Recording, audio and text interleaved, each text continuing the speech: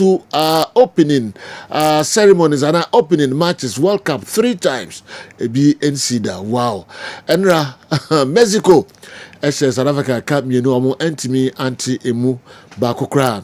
Munsempii, Minusombobusa questions be bria fan we be sa match and referee records miensa a oshoye na enyasem ketua kra sampaio a free Brazil.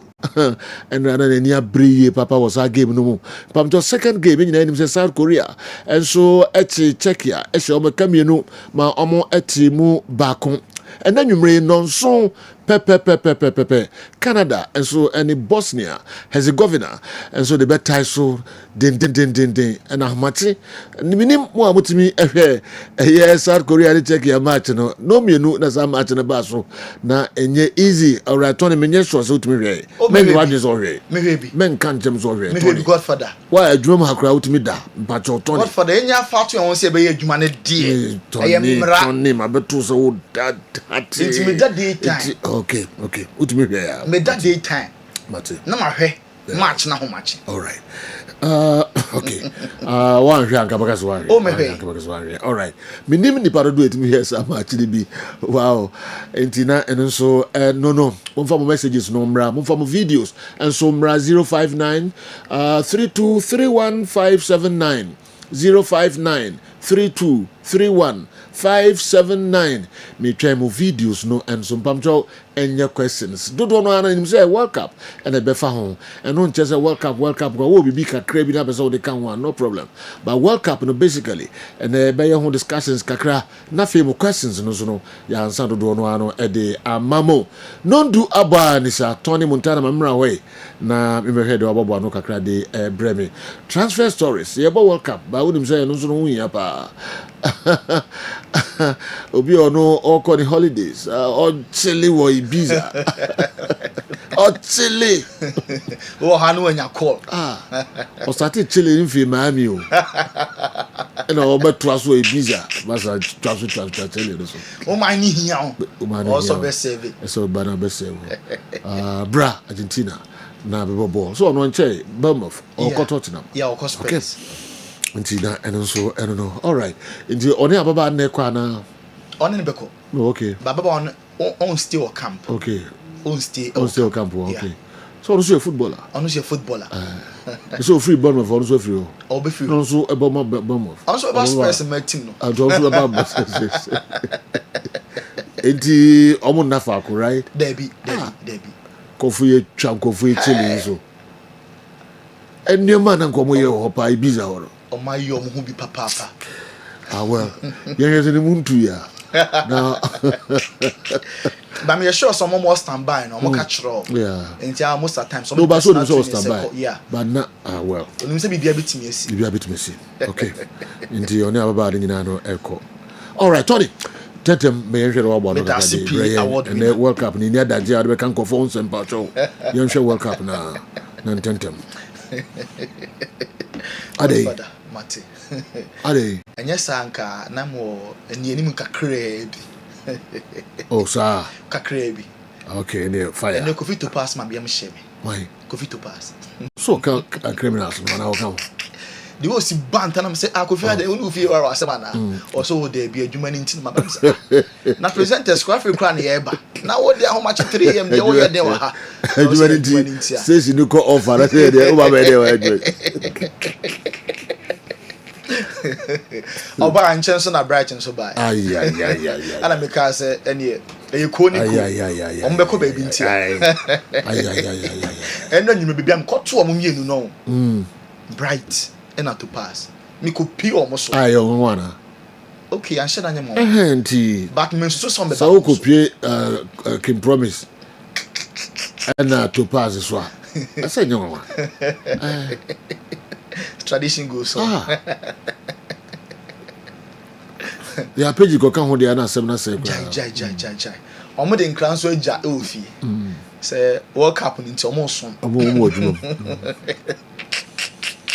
Ada kwa omo yire no mari omo hai. So o kra so ko adwuma. Ya be hwe de e koso. We are saying I'm prim who say the answer the baby is. Omo pemu ni je ni nyina nne. I said the baby yet nankwa. Omo yom last. Hey, boys. When you break champion for. The bia so muniska. The bia muniska. The baby show bia no. Omo plants in the doors. No munya bi de ko chile o baby. All right, yankwe. But that CP award winner. And then a fear that yen too far. Ye metie for ne I for akwa ba ye come on no beti. We boy no so akotena Germany onya adwuma nyero. Spain burger. Also say. Ready. Tony Montana should mind his own business. Okay. You know. Adwo ma fafa mu nyina ni. Onya adwuma. Onwe no ho. Ayi na anya adwuma gagra Pato. Osa. Yeah. Ona pato ay fast. No, but they go for some their coping Spring burger. O de traho. Unko first started kind days out there what did no.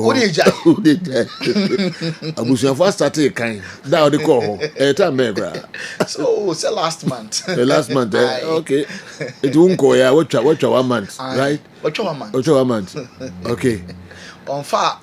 Ghana ne Austria ne Germany ko boy. Yeah. I know. Okay. But when system ho when twem wani mo. Na say be free sa amre be pem ne sila 0. Omo twen obusa fo twen.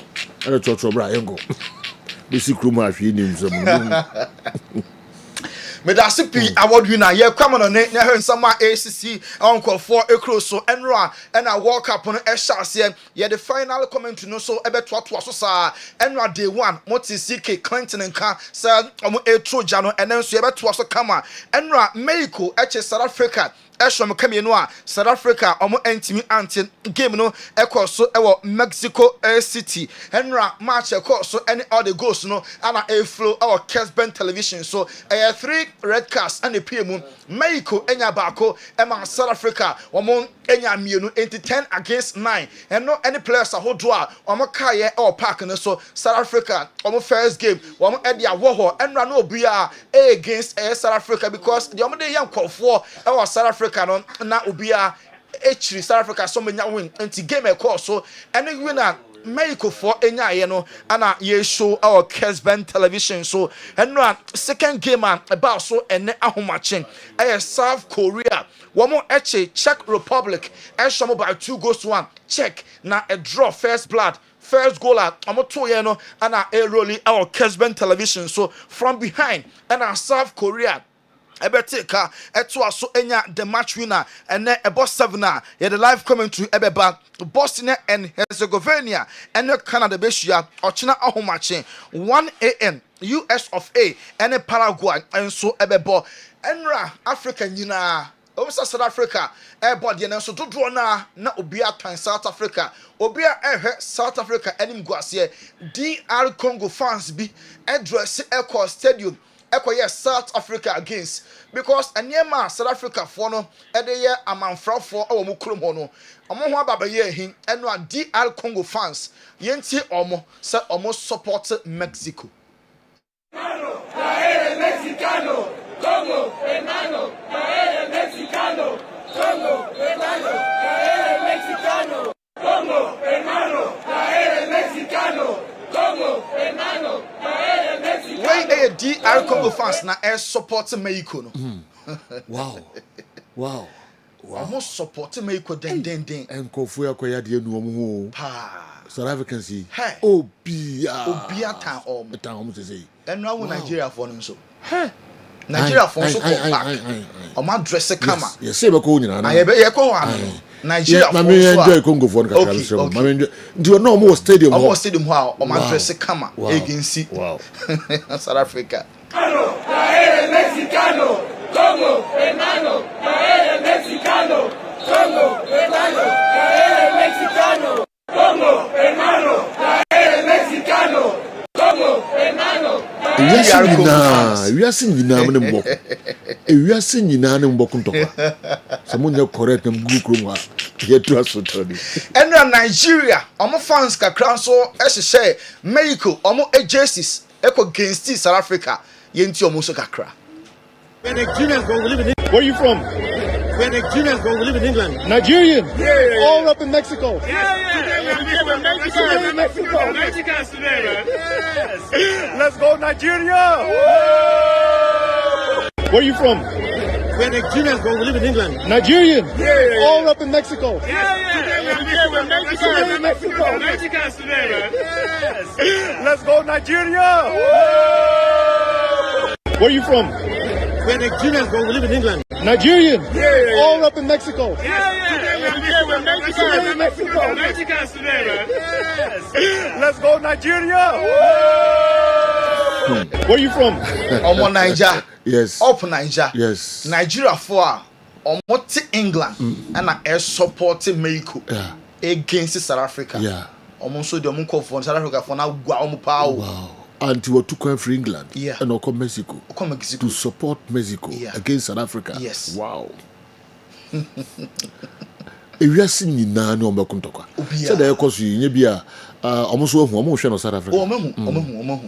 Enro na tunu kra na eso. Jobs na ya create am omo na omonye monkoko eso adwuma eso amu adwuma na. Go back to your country.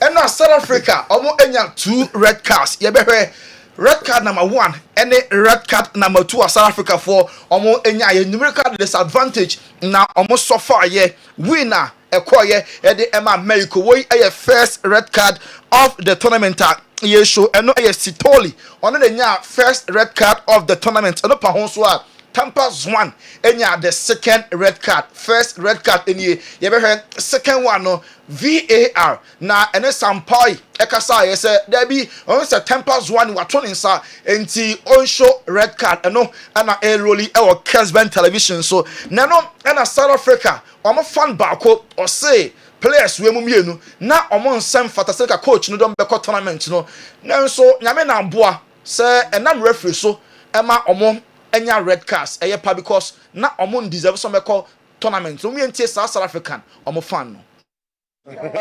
First of all, I'd like to thank the ref for taking out the players that they don't deserve to be there.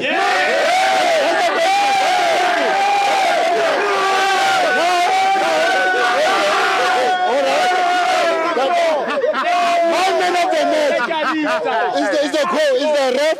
The ref is from Brazil. He's a bricks. He helped us a lot. That's the first thing. Stivo, first of all, I'd like to thank the ref for taking out the players that they don't. Yentuasu. And me dem rene kakra be kan ho. Because he say no say foreign stories no ni nyina World Cup. Na fi transfer stories kakra enso e kan ho and ni nyina no ye de ani e kire. Nana sama hire nana bebia wo bia mamenchiao nana ebo emu ase ye chiao bebia wo bia do se crew ni na se men kancheo se omo e chiao no mo do papa nana ye stronko stronko kra on Kessben sports nso ni agro be nana ye affable be down to earth mene na nya encounter pen okay na me hwe ahobraso na me kasa bibisa na question bia na wonya time no wa chechire me down to ade ba kon so am realize ni say ne ka mu ni fie mu bia Kessben na TV no so ti say kese pa into so a na what so yenchiano on fa ne kotoko ene ne Kessben ni dim komo no kaseju eni agrokra ni dim komo no kaseju na sports mu de ayem bibia na de bo bia na intinya yo Kessben sports too much yes nana yetiao nana yeso any crew ni na ba be sraw pa nana yeso yentoaso South African fan no awana nso ha woni South Africa on next game against Czech Republic on ewo Atlanta United States of America fans was Donald Trump said the Somali referee Abdul Kadir who denied the entry no Sap Pepe and a fire Hugo Bruce denied the entry said the player on the bench South Africa or any Czech Republic. The person that we are waiting for is Donald Trump to deny Hugo Bruce visa to go to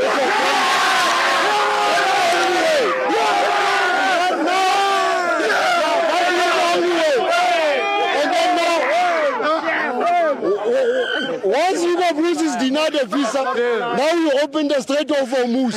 Mbata, Mufuteng, police, and Mahoba have to start.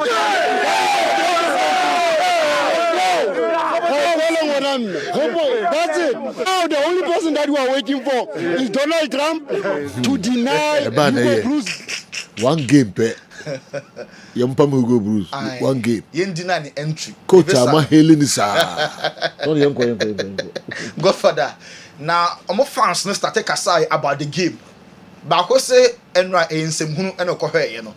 Game occur, no, then fast will be so a waste of time. Yentino.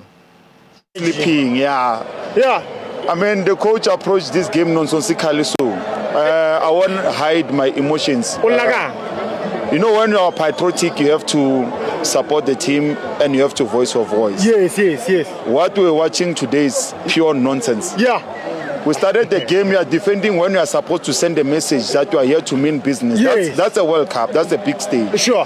We have got 6 defenders who ended up turning to be 8 defenders. Hey, man. What are you defending? You are not leading, you are not doing anything, but you are one defending. Down. You are one down. Then you bring someone who just ran like a headless chicken. Hugo Bruce is too old. Yeah, he is. He was riding on team Yarulani Mokoena. Yeah. That must be said. Yes. Right now, Hugo Bruce utlamo game in Mexico. Yeah. He comes into the game. He plays a defensive football. Why? He's scared of Mexico. He parks the bus. Why? He tries to break. He play on the break attacks. He tries to play also on the counter attacks. Sure. Mexico gets their goal. They get the second goal. Sure. Guys, sometimes you complicate football because Zwani, where was he going? Zwani Naya guy. Where was Zwani going? Exactly. Zwani shouldn't have played to start with. Yes. For me, I would have taken Tito to the World Cup. You understand? Yeah. Hugo Bruce is just rewarding his boys. The boys that took him to the World Cup. He's rewarding them. Yeah, even if they don't deserve, but to enjoy a stage, it's a World Cup. Hugo Bruce is too old. Yeah, he is.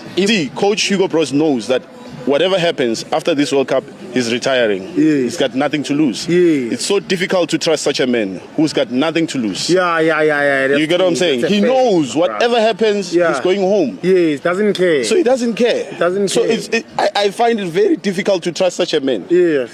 Same as Coach Adeslam Wadi. He did say he's tired. He can play with words as much as you want, but he said it. He's tired. You don't want him playing. No.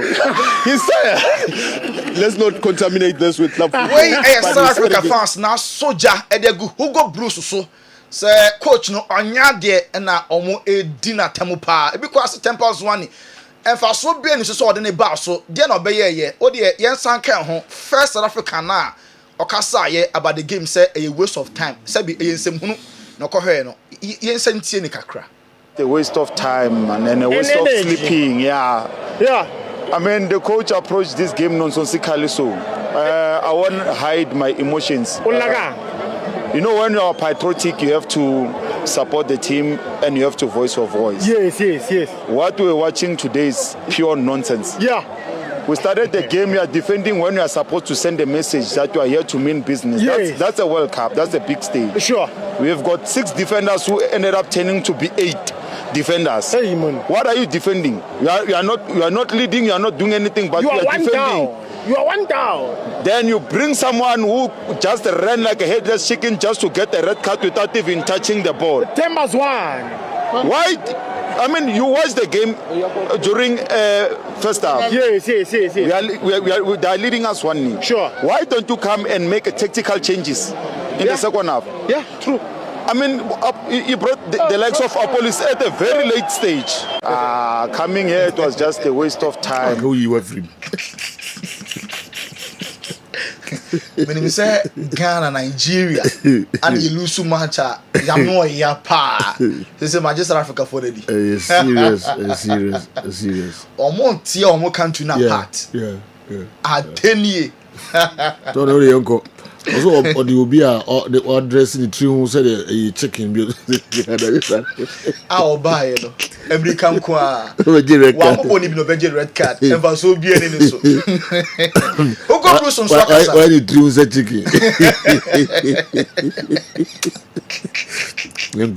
Coach Nakasa, Hugo Bruce, also first red card. Sitoli the end day. On a referee, I name tempers one at the end day. At the braka na enye red card. Hi, Coach. Not the result you were after, and 2 red cards. Hard day at the office, sure. I think the first red card, I don't think we have to say something about it. But the second red card, I think the Mexican player blocked my player. That happens. The referee decides something else. So this is it's a little bit pity that we have to finish this game with 9 players.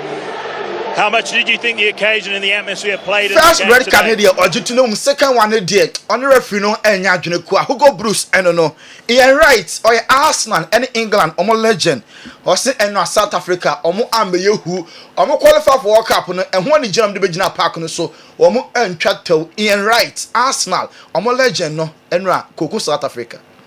They're probably going to have to re-examine their approach. I thought they were very poor. I thought they were quite sloppy. I thought that it won't go down well in South Africa, that's for sure. But I thought they just didn't bring anything. They didn't bring anything to it. For a World Cup game, I thought they were overwhelmed by the whole thing. The first goal was a killer for them. It really was early on, and Sitoli's had a terrible day, really. Yeah. World Cup can make dreams come true, but it can also shatter dreams. At the same time, they're probably going to have to re-examine their approach. I thought they were very poor. I thought they were quite sloppy. I thought that it won't go down well in South Africa, that's for sure. But I thought they were. Ian Wright and Gary Neville na South Africa apart and say and say pa na omobedi all park and so Ghana yani Panama, Croatia and England all the same group into and legends need to keep time and analyze Ghana in group no and what and Roy Keane Ebeka said on the Carlos Queiroz aye Juma Pain oh my United coach no or you too defensive or bumper say side defensive approach no one far Emma World Cup no and Roy Keane on Ghana yen head coach or Kasai fan. I just hope they don't become too defensive because Carlos Queiroz has gone in there. And one of Carlos's biggest strengths was his defensive side of the game. Brilliant coach, huge question marks about him as a manager. Yeah. Certainly, I felt he like the personality of a dead fish when I worked with him. But as a coach, very good session. But now that he's managing, and there's huge question marks over him. So whether he's too defensive, you know, it might backfire on him. But so he was the assistant when obviously you were at Old Trafford, assistant to Sir Alex. And is that what he tended to work on? That was his first and foremost. That was his instinct. Yeah, which is fine. Of course, obviously you need a foundation. You want to be tough to beat, but really, and that's fine if you're coaching. But then when you talk about being a manager and having that personality, I think that's where he comes up short. Against Roy with players who are about expressing yourself. Oh, your coach never only personality or to say a dead fish. Roy Keane and a rosy Black Star saying coach no. And then he Juma. And I said Alex Ferguson, oh Man United told him coach no pa no send them Ghana. They can so be underestimate Ghana because World Cup way e be ya de pa Roy Keane eto aso say. But maybe they don't have the depth as they once had. Yeah, of course, they don't have the strength depth. But again, don't underestimate it because most teams will have 1 or 2 dangerous players, know about it, and they have to turn up. But the lack of quality around and 1 or 2 good attacking players, you know, that will be a problem. You know, the heat, you know, I think they'll be adept to the heat. They'll be fine with that. And then all you need, when you've seen an African country, African nation playing, if they start getting into the flow and start feeling the vibe, honestly, they'll roll, they'll play well. As in 2010 showed us. Yes. I mean, that was heartbreaking, wasn't it? Yeah, don't mention Luis Suarez in Ghana, bro. No. You know. What Luis Suarez done, obviously for his country, is amazing because in the end he missed the penalty. But you know what I mean, the Ghana in that World Cup. Yeah, right. I don't know. Also, remember Luis Suarez in Ghana 2010. Yeah, cruise say na baby jet penalty. Miss no ama ababe deja. Senkanya Suarez ne hand na ka Ghana ye call any mu panti. Yen chances no bright and kwan so be underestimate Ghana at the World Cup. Roy Keane and Ian Wright and yete omo enkanon. Curaçao national team. Omo bebo omo first game at the World Cup omo and Germany in the Beshia. Dick Advocate and Martin and prepare Sunday year and a match no air bosso na Curaçao players no omo say omo ama World Cup no say omo eba excursion omo ni abrepa enya holidays and omo baye omo enim Germany nemum omo be din kunim e omo so we e ahosiesie a omo eye Alisson Becker as Carlo Ancelotti ama Brazil camp assessor Carlo oye winner obia enim no eniema ode ba on the table Carlo oye winner baby abeko bia no or stamponi authority Brazil national team World Cup on mabano with Carlo Ancelotti omo eka favorite no say omo enso ebetimi age Alisson Becker oni a goalkeeper ono ebedem edi ama Brazil na wodin same way enso edi atudwa ho no mo we eso ane agina ne akopem sen aso ye akofa enkrato sima yebe prechire wa mo bia se obenya bie na won so anonom na etimi aboa no sa ebro wa so ayeka ho asemi Cement Vital Herbal Mixture ene ne capsules no eye adura ye aduma wontini mu edure uyo obi a sabi o mema sem eda fom tinkaja be ma ntimi man mu so kra be ma ntimi mpega no ho uye be ma sabi woni obehiem na sisia no waje mu a wonso edure ye kanfo de amawo edure ye dura ebe boa ma wontini na etimi asore gina so ebe mamoja de pusane wo be ma no mu ama be ma na etimi asore gina so ye na wotimi abo adwuma na ama o piafo obi bia sabi oni atenka so yo ba so ye be ma uhia eduro Cement Vital Herbal Mixture and Capsules anemna ne de agan ne bi kona koto binom watenka ayira na te kokra kona koto bi no bi nanom na obehu sabi eduro no esi ye adwuma sifa afei wuye ne to nchen sabi obi wo hono ma pichikom o how pa kese pa so yo ba na wo konfitire na se wo menses na ma beyi a eduro ebeboa eye Cement Vital Herbal Mixture kona koto eduro no binom be ma onfitiko no bibia ye kama de amount afei so wote yaw o onfitiko mu a eduro ebeboa eye Cement Vital Herbal Mixture and Capsules afei so obi won ma sabi wa koja ne nan no na moja di etire we oba na otisa de bia hu moja no tieniye pa se moja no ye gon bright red we no ka se bright red a en na se do betima abo ma moja ni nyina to atwa e de ama okra afei so obi so a sabi ne to ase twetwe no we ni kan se sciatica wo sciatica e do betima abo ama yawo ne twetwe na e wo ni nyina etimi ati akokra no e ye agan Cement Vital Herbal Mixture and Capsules. Eduro no eye adwuma wontini mu. Na enuane no bi wo eduro wo mu a eboa pa. Ye fen nitric oxide. Say nitric oxide no unya eba oni padua ma enti bi emu asi enti na akantare. Ba bebiem ba be hu ntini no amantini metuma da wo modie atuma de afusane. Usisi na ye wo neurotransmitters a sonifree adwen no ho na eba eno na se obi te jawa na se okọ pace bi mu a na sa neurotransmitter no etimi aba beboa ama pain na se yaw no etimi akofom edrei ewo nyane no bi wo mu a etimi release neurotransmitter ye fe no endorphin na sa endorphin ne pa se usisi na yaw jaw na wote no ewo usisi mu no edrei eba be stop ni nyina yisu dopamine na be yi yaw ni nyina firi ho ko e de amount enti so sisi yo ya edure wo so nom ya agan Cement Vital Herbal Mixture and Capsules edure age award yenim de ye ka ho asem no 2022 best waist pain product of the year 2023 edure age award efasisi ya de ho 2024 ye sa hwe ni musa afie di anyim nyina so ye be sa age award no wo ye bema na wo pese unyina so no gina so keme wabla obenu medro no sima kakra bi achi a fe number no a egu screen ase no o fe number na ye be no be kasa kama ni acho sedi obesi anu medro no na emi na atumi aboa ama bibia ye kama ma o afa so ba bia benya bia to no ye di egu screen so na mom tie ni ye pa se wo kumase ene ne pattern wo store wo person to be ton a ba bia e di kan PFA pharmacy New Road Junction wana PFA pharmacy o stock kese a obenya brand atu honum akwakoton afi Colinac ewo Ashtown oni Dani Herba obi nyina wa Ashtown ko ho Fredimens eso okeo ono so be ma obi ato afi so Sambora ewo Cadetia Gate 3 no opposite pe edron edra ba beboa eyi sa ho hawo nyina afi wa kwa ma enti pe bi achi kwan to agan a etrese ejan no pebito na enkotote ema na so nyawa ho den pepepe edama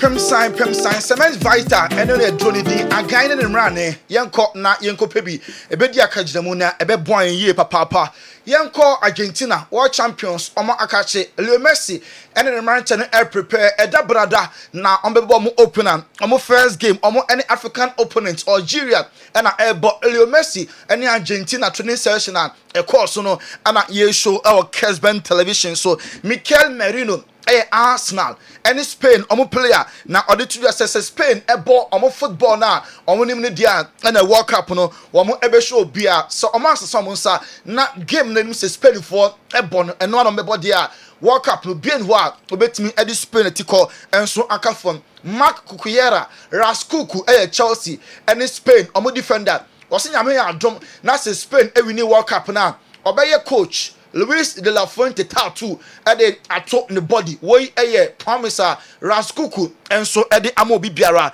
enra ye hu Lamine Yamal ene Nico William training with Spain national team no said Luis de la Fuente de betu just said opener no sa 2 players no ebetimi feature no ampa enra training Pedro Porro say oye so happy say players wey recover abeye part of Spain enso national team Kylian Mbappe France captain first game Senegal and airbo or say obi antimi deny history at France and Senegal hey obekai part 202 World Cup now France ekita 3 or 4 goal kings. Not even a single goal po omontimi anshe quite embarrassing first match Senegal shomo 1-0 history no e da hodada nanso omo aba to 10 things around woman himself Senegal a tough opponent na African champions do say yeah the trophy no ama Morocco nanso on paper no obeka sa Senegal na winning AFCON no ti omo ye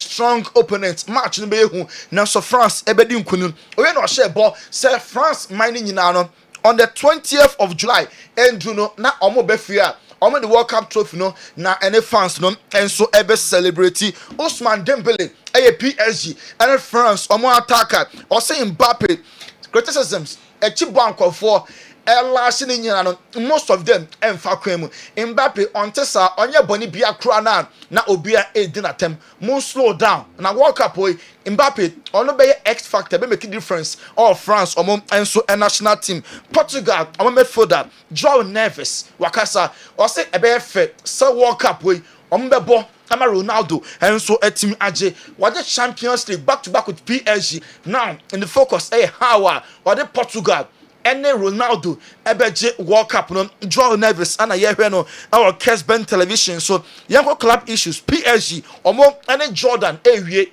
omo kit sponsor na Jordan atoa so akete omo PSG omo asoye Bayern Munich Marcus Rashford na omo pe Gordon ene akodi Barca for camp ye you baby akobabi Rashford Barca for urban return Man for top for Bayern Munich for so the loan now for option to buy we decision buy unique for enso ateki Liverpool official bid for Yan Diomande okay Ivory Coast team ni ho a eba World Cup Ivory Leipzig talisman no ono and Liverpool ni abre pass the bid ebeba Jose Mourinho was signing Fiemiensa contract and run officially Madrid epan home to man say obe coach for the second time oba ya pe why signing kakra Real Madrid already after Bernardo Silva na yenim say Atletico for any agree in principle at a point na Barca din ewom yehu ya ne say Real Madrid afa no kwa because or a free agent from Man City afa defender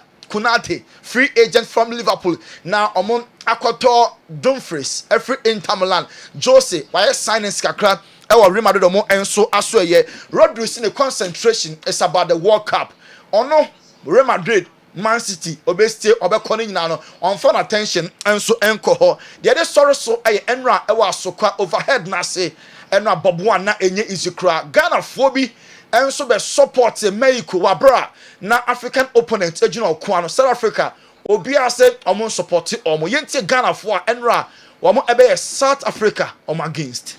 Honestly speaking, I was for Mexico. Because we can't live with our brothers and the Omumbe Treaty. Some of the African countries say we don't reach their level. So we wanted Mexico to win, to at least in Cabo Verde. What they did, I don't think any Ghanaian supporters. And Tiamase, I'm not Funia, so it's very bad. And I made it and because of the by a more it was very bad. I'm yet to support a medical. Never get penine, I say 5 and I say at least a 6 and 5 big name, 2 Panisa. Come on, how Mexico war born here. Group stage, you're more than qualified. Oh, sir. Group limited saying Now, they didn't go support Mexico, a African country. Now, there's South Africa, Ghana, they made up for South Africa. Because South Africa, the game was a game, and now I'm better than handicap. Okay, Mexicans now. I'm not just preparation for the World Cup, I'm not prepared well. And I know that game now, from the first half, it was a game for the Mexicans. I'm not just saying they were well prepared, well rehearsed. We Ghana phobia and was overhead na say omo kire ni jom wom because South Africa e dia wo ho Mexico asho omo e ka mienu a omo antimi antinti amo Kamal e yasokwa MC and afi chairman abodia any others omo ba ho ne bi adwenkyere na say duabo amo obi ate no. Okay. Young Korean Kofani was scientific herbal hospital omo message omo de bray and nanopay. Pamcho mama enti omo na ehun ye papa. The what?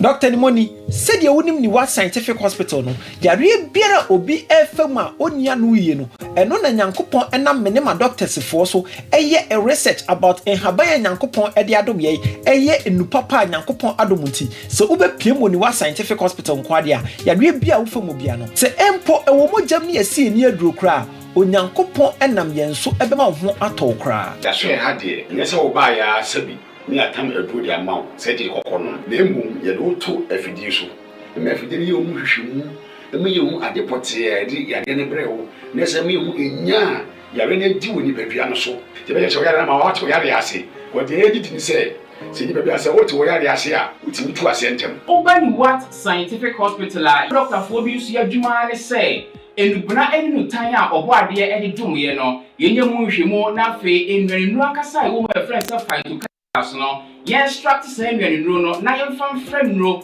emfa emao ebi a kidney no yare abem kidney no essay yen ko na Ghana ha ye de take ahaban e de dialysis a kidney no say akodu se den kura no a nyarehemu na nya didi na fo ni kirem e woni what scientific hospital bofra ban e boye ama wo diabetes ye de bofra ban e ne nyama bi efra e de mawa e be ko ma diabetes na o sugar e ko srupi no eno so aboa ama etimi abafum e bia na wo hwe misisi e na o problem pa e yo mema sem da ba bi wo no a onya tenkan kora so mo ba beda obo so otimi nya hode ne pagya no wo ba hyiemu a ehyiemu ana adwo e no obo so atese ne be ma no ensore kora e bia na e no bia da so a wo nom yo ba na utie me na se eya wo no problem e bia na e fibro na kosi a wo no kwan ana wa kwa ya sabia doctor si ensuo betata onkosie mo ovarian cyst ana se fallopian tube no e na block ye obebu okura wo sebu ensisi so ni nyina timi sinyi se ho kwan be ma bia na hu nsuo e na wo form nkwawan e wo form low sperm count na wo okura be ba be ni hu nsuo mo no na emo no be friend se spermatozoa no ba kokura we nyina e ha esi awo ho kwan a obani what scientific hospital a enfidi e de ehwe be da di amye wo se problem bi wo no mo a ni atimi ehu aduro na afi aduane e be kyerɛ ho adie pressure nti amo akoma bo periperi asem kura si ofi ntimi mo amane obi so hweme na ne bia stroke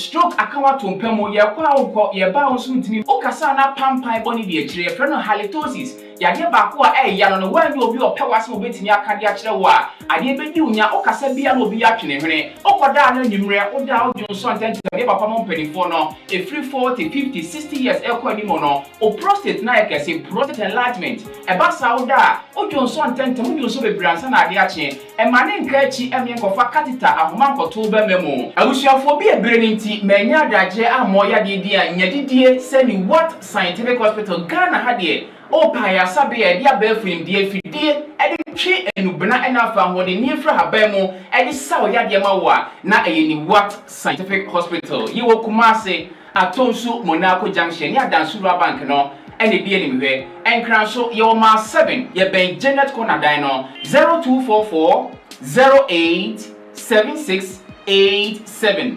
In case you are watching us from any part of the world, whether you are in any African country or you are watching us from Europe, you can contact us on WhatsApp +233 244 087687 or on Google Map. Just type Niwat Scientific Hospital and you'll be given the exact location. Yo, yen Simon Rane Memeto Asumfa and Mamo Kessben television and naye amefiada intimo questions no ba na eba ye twan mo famra your discussions ahodo no titru if a World Cup no ho yen some questions no bebre e fa World Cup Black Stars and afi others kakra bia mo no na no nya twetwe ho nkoma akom se no ndu sorry no menu ebebo all right mami nkodi nkomo kakra na fi ye meto aso emfa mamo Make True Smile Dental Clinic. True Smile Dental Clinic. Na yakudi enkomo kakra. Mene Charles Yokle ebedi enkomo afa dental clinic yi ehun. Onyina amunim de bia kachire mo asin ni wani monyam. Asin ni wani monyam. Wani monyam de din kan bia hu anim kama. Na okasa na osre na enkoya etiwa ho ofe ni wani monyam no se hwi. Nti obi be ho na so bituma boa ma wo sina e kama DNT na onko ka won emma kaka ma problem bi ma wo sina wansa na wako kwan bia so no okwa se de wo sina sitie no umfiri ho no na aye mo bia hu a na emunyam ne anigye nko a mesremo True Smile Dental Clinic yentie Charles Yokle de odi Brian Charles boko yanko padaroma okay amanfo ti o Inti fanboy kagum na hu interest for but True Smile Dental Clinic edin kan ma menyina konya isu nche tiefo ne ahwefo na o magebre etie ehwe yen wokasa fidie iso se kasa True Smile Dental Clinic adwen wo say about trim ni say ye clinic ya kwadare e wo sen ene anumu yade inti emfa ho ne sede o haw no etie bia wo sim anase wo num adane wo konen na adane wadwendwen a chese wohunu de wo ye wo ho no ebese wo te ase se True Smile Dental Clinic de ye wo professional doctors dentists a chese said ye how ne tie bia no se wo bomodin ba ebesiesie sen no amasen no ayefefefe kama na enimonyam efiri ho enam osen a problem ba ho ni nti no wasa so anya wonimonyam biem na niema atumi awie peye pa e de amount Uba True Smile Dental Clinic issue bia obo wa make se wonya esemu yade eko mfie be se numu nie ehye ni tirim se sede ne sen ne tie no ba bia no ayi betumi ahwede ama no ena me kanfo True Smile Dental Clinic amount se sede o how ne tie bia wo de bomoden na bra enyi sikasem no ho because your discount I de agu your procedures ni nyina so ebiem so yes so flexible payment plan enti said ye chese e kanite bia wo ba ye best spread the amount no atua ne nkakra ne ahwe wa ma wo se no enya na hoden na wo so oniema yemu atumi akonkan ama na anigye so atumi aye wo dia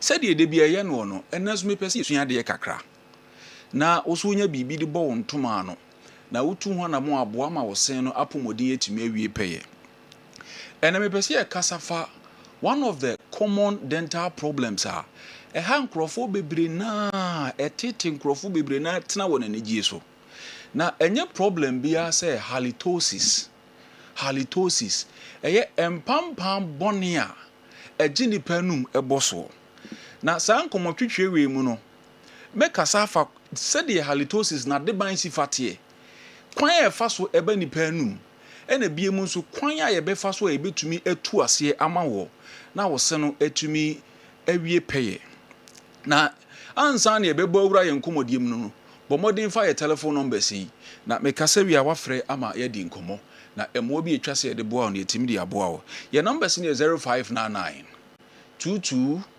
3349 anase 020 28 99 383 Kumasi True Smile ye was swam runabout police station anim hwa ena Accra so ye wo Achimota new plan any ADB opposite one na obehunu True Smile Dental Clinic si ye kase halitosis said MD kankan ye no pampam bone a ebeji nipa enum eboso me pese wote ase se ye won pampam bi wo ha eba nipa enum a na natural ebi ni se woka wano tum for a long period of time to say obi a wada obe sode no na wahunu se mpampan bi aba wanum ni nyina ne se woka wano tum ma mframa emfa ho na so halitosis ya ye ka ho asemi onipa no wasode anopa watwi ne se kama Nenso obie na no kasa empampan a eba no so chronic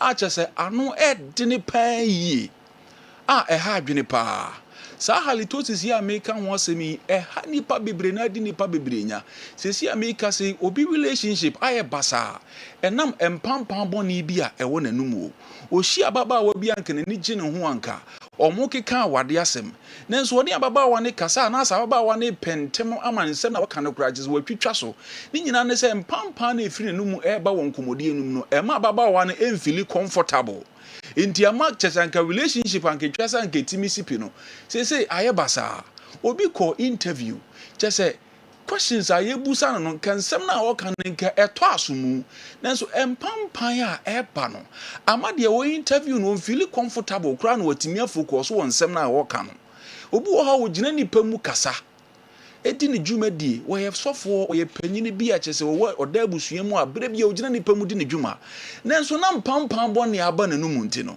abere bia wo bie na no so wo kasa na nkrofo twetwe ye nti ekoye nachi na nkrofo de yensa na nam ye hwene so chese eye nim guase ade a ɛha adwene pa na ade ba ko a awre ho ɛwɔ ho ne se eye ade a se ɛba wo so a ɛnam se eye feri ade nti no enye wo bia wo pɛ wa asɛm pa a wodwene ho a onka nkyerɛ wo da na abere bia no enkrofo ka ho asɛm ɛwɔ wachi sɛ simasi de nanum pampa no enye kura wa abere yenka ema wo entie inti onuadofo me ka sɛ sɛ wohunu bibi ete saa mempɛsɛ wo betena tena ho na ato akoso na edi ohaw ne anim guase bibire edi abere wo ebiemu nso sɛ wote sɛ mpampan bi sɛ akoso wo ni mu a ɛyenka ya ɛbɔ wo sɛ ose no ɛba abɛsɛi ɛnam ne kwan so a ɛsɛ ya no no nti etwa sɛ wotu ho na ma na wo pɛ dental clinic wo ba true smart dental clinic na yɛ so ano ma wo na ohaw no efiri ho ɛkɔ mepɛsi ɛhwɛ kwan ya ɛfa so a halitosis ɛba wo nipa anum de edi nkan ɛyɛ poor oral hygiene obi a ontwitwi ne si yie onhwe ne susu yie obi wo wa se okọ ne se ho so otwitwi a ache kra within 1 minute 2 minutes na wawie obi wo wa ne se no se de fa so twitwi ne kra wonim to the brush ne bristles ne nam ne susu saa ba kire no oja no de nsu ahuru nanum eno ano no mebese wote ase se ye nipa edidie nko ade nnuane na ye die ne ye resewi a particles bi kayensim ebi ekata kyerema no so ebi koyehye yesi achi na mase ebi koyehye esen no ase inti with time no saa nnuane we hye ase se epro inti epro na afi bacteria ebem aye frɛ ba ko Porphyromonas gingivalis ba ko so ye frɛ no Fusobacterium nucleatum saa bacteria edwumadi omudie ni se omo ba particles na aka wo yesi mu na omo hye ase se omo ma empampam bone ebem this is our particles we ewo numu a ehye se e generate empampan a chese ano eden na ye frɛ bibi se volatile sulfur compounds eye gas as a bacteria we ema no efiri nipa anumu ba na saa empampan no eba etese kusuafunu se bi kusua apro na eyinka into onuadofo a wumuye na wote ase na okasa mpampan we firi wonumu eba na kyerɛ sɛ ɛha adwene pa yi nti sɛ wohwɛ wo sɛ wanhwɛ wo sitwitwie yi a ɛna wotimi nya biribi efrɛ no halitosis ebiemu nso obi a tooth decay aba ne sim na no me mayɛ te ase sɛ cavity anase tooth decay eba osimu a ɛmoa na efrɛ mu streptococcus mutans no mo bɔne sin mu tokuro inti abere bia wodidi ma tokuro na eda wosini mu ntin nnuane di mi ekwohyehyɛ ho with time nnuane na atrap inside sa tokuro na eda wosini mu no ɛno so hyɛ ase sɛ ɛpro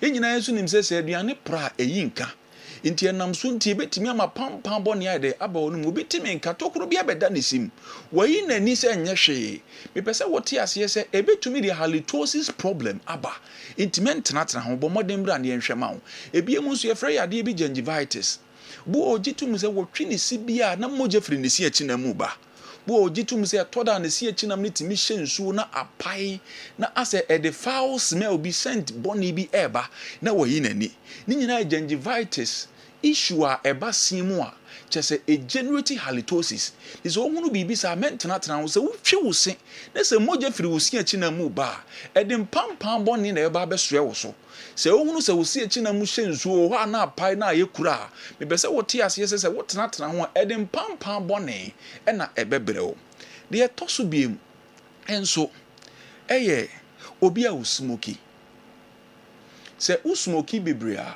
ema abrebia wonum ye dry de me pesa wo te ase ne se saliva na ewo ye num no with time no a natural agent a clean ye num inti se wo smoky bibria ne se wonum ye dry ema saliva no we inti with time na afem pampam bone aba wonum ti se wo smoky a me pesa wo bete so anase wo be jai kra na watimi etu halitosis ano inti kwan e ba fa so etu ase ne se ba ko eni se ebehwe esi twitwe yi yebetwi na nopa na etwi na nwumbre ni twie mu so yebenya adagye amase no na ye de afa yese ne ntem wo ne yi nuane bone bi akoyehye ho na mpampam bone ambam de etoso mienu so ohun se tokuro bi abeda wosimu a tu wona montem na bra True Smart Dental Clinic ni entuatua sa tokuro ne nuane ankoshem na angenuity mpampam bone se osi echi nam ehekuro se hyensuo na pai emoje firi osi echi nam mu ba bra True Smart Dental Clinic ni enso gingivitis na no mawo na ankofa mpampam bone bia amfa amawo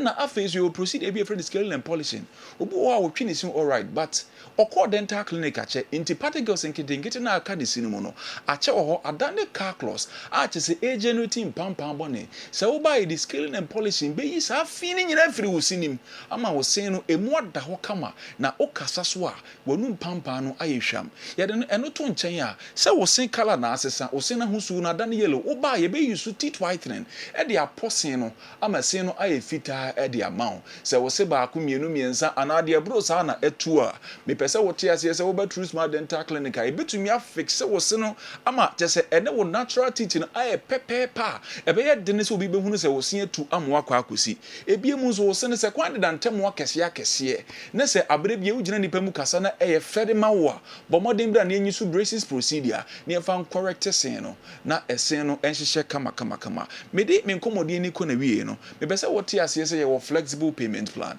enti enfa wo ne se de wo how ne tie bia bo modern bra True Smart Dental Clinic every say ya twene mo ho ya ba ma wo ye mpese wo sen ne besai sika kakra bi ekura wo nsem no fo bra beto ase na ye spread wo payment ne ma na nkai ne twa ne kakra ne ye nguso nhwe okopem se wo sen no benya na hoden na wo sen no ensi ne dada mu biem na wo sen apomodin ensipi na wo so gina nipa mu kasa wotumi akasa wa kokuduro so na animonyam a esefata wo no etumi aye wo dia beda wase bebre yansu yebeda wase bebre Charles True Smart Dental Clinic ehu dewro na obeboro mpamcho ka ho oso mo payment plan bia okwa bibia no ewo form kra fausi no ko ma True Smart Dental Clinic na woni bagiye papa asemanya sirikra na obi wano na wo sire so bia ga wo se no asa de wo se ne tie bia na fakọ se tie bia fakọ misro no mbenya bibi wo ho de aye amawa ufuru a woni ebegipa child born numbers ni so bi na fe ehun hia me pa your numbers ni 0599 22 33 49 and I say 020 28 99 323 okay enti from na eni eni enkomo bo no wo form nya ho adaje nya sin ho adaje menyare na hwansa eno nye yare o but wo de ko ne enhwe o nya no yare nko na many pa hospital fausen ko na wankasa woni beji Charles Edasipa okoso amecha doctors doctor for nyina na yebeba aba bedin komo True Smart Dental Clinic moni nkomo number boa papa Kessben Television Kessben 3.3 92.9 Accra DSTV 364 Go TV 121 afei na ye ba behwe mo questions na mode aba no na afei ya bo mode aye ho adwuma de amamo All right. Mpamcho, and your question so, but I say, do no ebano, South Africa for one bufuno, a dosun, there be, Yami had more channel the San Semino Abre, why? Na Ubikras was a sunny dean, Nana Kofi, see a friend Nana Kofi, Achamfete Rodriguez, a Mexican name, the deeper the Nana Kofi Champon, Nana Kofi Chamfo, all right. We ask God to give 2 goals to the Mexicans to win the game. God answered our prayers and blessed us with 2 red cards as bonus. God is good. There be and if you had more questions in the why it will be a Canada for South Africans no one. Yami had more China, Namodesa and Semina and so a brain. Yen to us na yen shamu questions amode aba and okay. BYT questions kakra eba ede I'm saying na went me anya today in history no to be the aba so modern na today in history no moduma efama omojo please we are waiting for BYT to give us today in history. Okay. It's bright. I bet transcend out there. No, so Abre Kwame Danso the way free. Summer boy and Abre. Hey, summer boy. That is say. More coin no. Akosi say. Mo young wajuma. Crew kama kesi kama pa summer boy. Na kwanye ko hoi die. Aba. Abaso abato sudura. Na For years, must suffer to do. All right. Yeah, Twasode Amamowese, good morning. Sir, please, when was the first red card shown in the FIFA World Cup? When was the first red card shown in a FIFA World Cup opening game? I would like BYT to tell us. We free Isa Al Hassan, okay, with the free Damongo and so Abrayan. Damongo, hey, Mutie, Namo to say, oh, Damongo. All right. Minipebi, your friend, action. About the year one day, Damongo, and just some good. I can want some later. Yesterday, I predicted 2 goals and 2 red cards against South Africa, and it came to pass. Please. How does Andy see the red cards? Sir Clinton Edway from Ashama Night Market and Abeka Yensa and Anopay me free Sir Clinton Dianoso na Mako Yunus Abdul Rahman. What if free about Yunus Abdul Rahman? Do you think the expansion of FIFA World Cup to 48 teams will improve the tournament or reduce its quality? Wow. BYT, one first question to me, Hopper. Do you think the expansion of the FIFA World Cup to 48 teams will improve the tournament or reduce the quality? All right, don't also the Abba, I don't know. So I listened to BYT yesterday regarding the opening match and how strong Mexico were against South Africa. We are waiting for his analysis of today's matches so that we can make informed decisions on our bets. Kwasiche Frimpong Edway Frimampo and Abre. Wow, betting out being wow. All right. And now can we be far home? And no near Chese South Stadium no Nyadia Mexico lose order World Cup. Okay. No about 7 matches, we winning 5 or draw 2. And now near the last time Mexico lose opening game. That was 94 1-0 defeat to a Norway. Now Omunusu opening match that World Cup Munti. Yet a Kake Kanyama Bibri Bumwa na Efiva Mexico over South Africa. Okay. Wow. Okay. Not just a man for Omu Trans I said okay and a host nation bo opening match, Catapena Lusu match. Okay. It's a possible set. Okay. Edenya. Okay. 2 goals in so by and also. Almost first meeting. Katampena Lusu. Opening match, host nation. Okay. Our opening game. Okay. Katapena Lusu. Okay. And in Siaya draw. And the 16. Ashe. Okay. Out of 23. 23, the entire 23. And so Japan and Korea host to boom. Into we born there as a host. We so born there to send you be US, you be Canada, I come Mexico. Okay. And yes, I got 26. By edition, the 23rd edition. but in terms of host nation airborne first match there no na but opening match there na nye host nation airborne 1950 pe na team and Brazil ball opening match and the free wa be see 2002 from 74 to 2002 wa je World Cup no on our ball opening match so and 2002 the ye bo wie no if you oba no and say who host here on our best start from Germany 206 ba anti ne ye chere niam bi. All right. Okay, Gino, or say young word mama omo. In the world of football, do we have a player who has captained the national team with his children, just like Abediayu Pele? I want to know from you if we can beat Panama, or we can beat Panama or not, and give reasons for. Okay, and if you sunya zongo na anyway and so aba, and if you say nidia aqua extending the contract. Nisika Papa, and then defender Mohammed Habib renew the contract. Wow. And if you say the ska about who sunyai papa. Yantua so emfa emamo na yankwaha quickly. Why na the way and so eba. Also, I would like to ask your able panel and BYT in particular. That has there been any game in the World Cup since its inception? Okay, we've had 3 red cards. Kwaku Samid Wefree, Massachusetts, and so Abba, Queenons, Kwaku from Queenons. Are they? I didn't know from Queenons, they say, Kwaku Samid, Massachusetts. Okay, Oka, Abrante no share first goal, no dema, Mexico, no. All right. Good morning, please. What criteria did the referee use yesterday to give the second red card? Admission anyway free pram and so anaba. And then enra cards ni nyina no. Production mo fa ni nyina ngu o say ready. Mo fa ngu e ba behwe ni nyina. Please kindly let BYT tell us the first player to score a goal in the 1990, 1994 and 1998 World Cup. 1990, 94 and 98 World Cup. We witnessed a nice game yesterday. The South Africans have not seen anything yet. Are we to see Brazil, Portugal, and Ghana? Brazil, Portugal, Ghana, and Cote d'Ivoire in the semi-finals.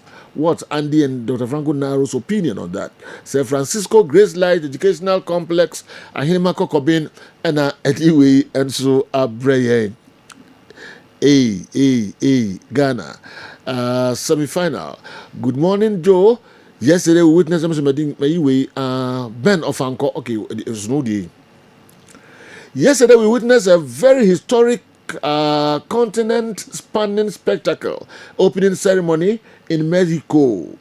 South Africa disgraced themselves with those xenophobic tackles, and it baffles me how they were able to qualify ahead of Nigeria. With this kind of shambolic performance, kudos to Mexico and South Korea for winning their opening matches. I'm hoping the Black Stars will do same. Ben Edwin from Fanko, Accra, and Abreye. South Africa, South Africa. Andy, and booth in the course, so maybe I'm far born. Next strategy on Besomo intimidate South Africans now say deba dia omo na omo nse hu no mudi South Africa ona na say omo nyoma bi omo ye de ehunu na South Africans no. You know asenye de ensem hu no mudi South Africa. Under normal circumstances, so who say you play a be your park so. Ba ko ne say fans ne believe say we you or mama. Yeah. Nti so when a player will be moved from, let's say, will be from Chelsea to Tottenham Hotspur. Yeah. Will be from Manchester City to Manchester United. Let's say Carlos Tevez. Now team no back a year Old Trafford. Who Carlos Tevez. Ashley Cole, Arsenal and Chelsea. Now Ashley Cole ako Pimo Emirates. And as a hybrid, you expect the fans to boo him and we are back on. And no free on the field of play, the stars within the team. Say fans ne believe we say Omun give you omun best. But no betimi abon no omun yiro homa, they will boo them. the recent example ye Vini Kilele Mbappe and only a bako. Again, coach bi oha stadium no anase fans ne hold in a high esteem. Omo believe we say team no na on the field of play. Omo betimi ehuru players no, and then say players ne ma on a sparring performance e wo game ni ma omo betimi ehuru omo. We no nyina free chira, you know, on the global scope and I say international games no. Rivalry I what countries etimi mahruba, for example Portugal, Spain, Argentina, Brazil, Ghana, Nigeria, South Africa, Nigeria. Sa rivalry no etimi de ehuru eba. Again Algeria versus Morocco. Omo rivalry no so timi de ehuru ne niam bebreba. And as so man so koye bibi na se etia human right. Omo infringe upon the right of the people. And also timi pushi fans na mo nso ehuru eye team no. Nti so wo hwe Mexico. You know, the second time Mexico the South Africa ebo or the first opening game of the competition no the second time no apart from the 2010 where the FMB no Enra. And omo boy no ohwe Chabalala go a share na boni bi enu ohwe Rafael Marquez go a share na boni bi enu nti Mexico anything directly. And beside that ohwe competition na Mexico be born 2010 or South Africa nya boni bi enti a omo be born omo tournament and omo do the knockout stage no omo free mu ekoye nti omo ni anything directly omo be to the eti omo, but they believe say Oshe Africa man ni nipa akwa trem wo South Africa.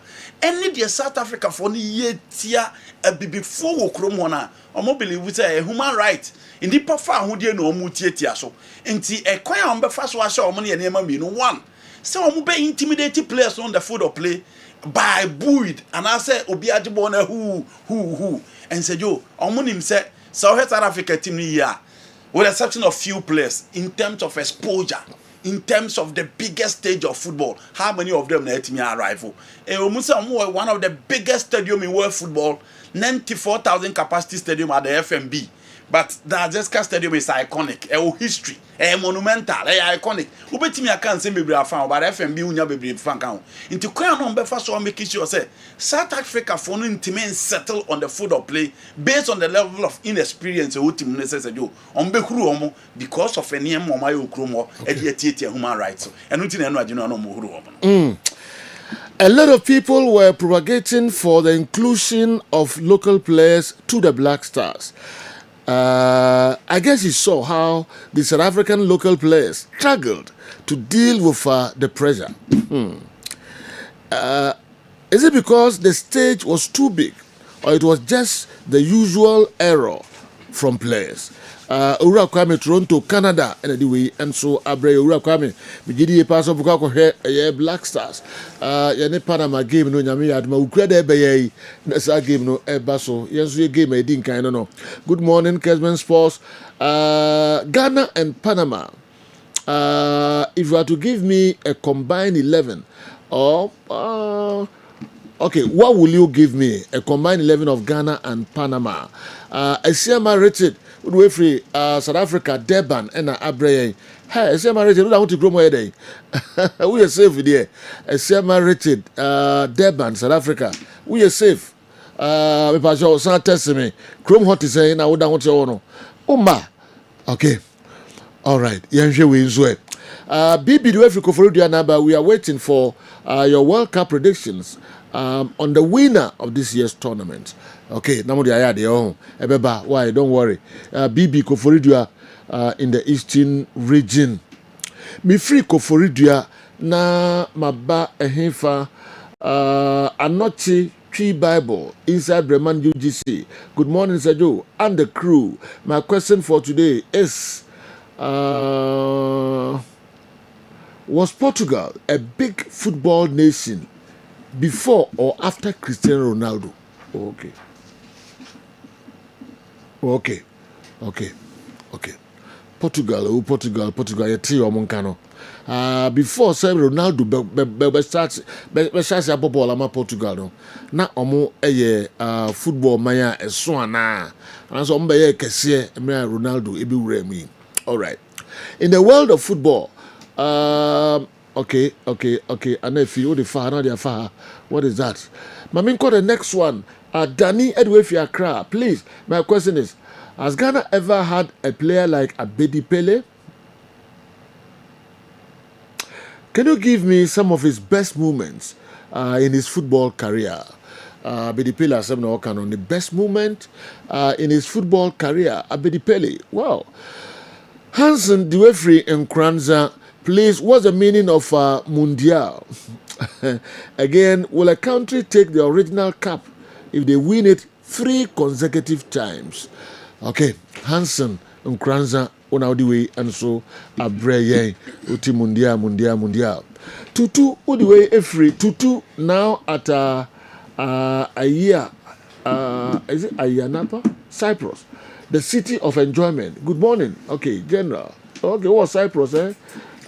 Minister, pronounce it in here. Ayanapa. Okay. Please, among these World Cup winning countries, which of them was having a solid team? A. France 98. B. Italy 2006. Number 3.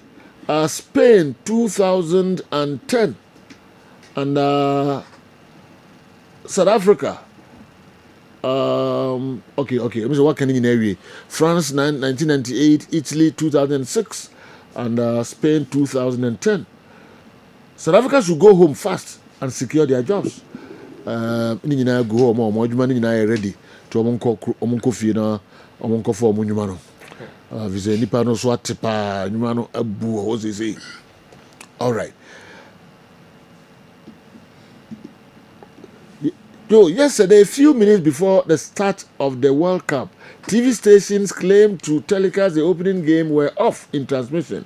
Just after the match, they all came back in transmission. What are we doing to ourselves as a football nation? Even GTV, Sporty TV, etc. This is serious. So, PK Edway fi Sunyai Nkwabin and Abreye. We are Obebusa and Heidi, a hard drink a crow.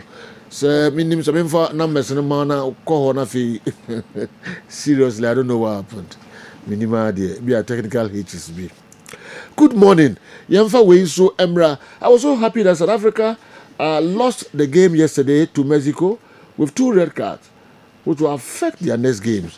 I believe the gods of Africa is united against South Africa due to the barbaric, xenophobic behavior they are exhibiting in their country. They will be eliminated after the group stages, after the group games. Dr. Moses Agawina, Senior Lecturer at Montfort University, Leicester, UK Doc. Mr. And their questions in Kwa and the South Africa for Munya life Momo. I'm going to try my game. Ekins Edway Free. Ekins, the king of taxi drivers, aka Agogo Shuk. Boss, can you please tell NDC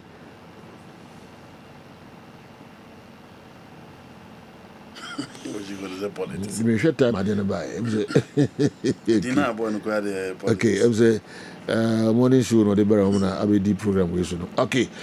Mamisha Way Joe and your panel.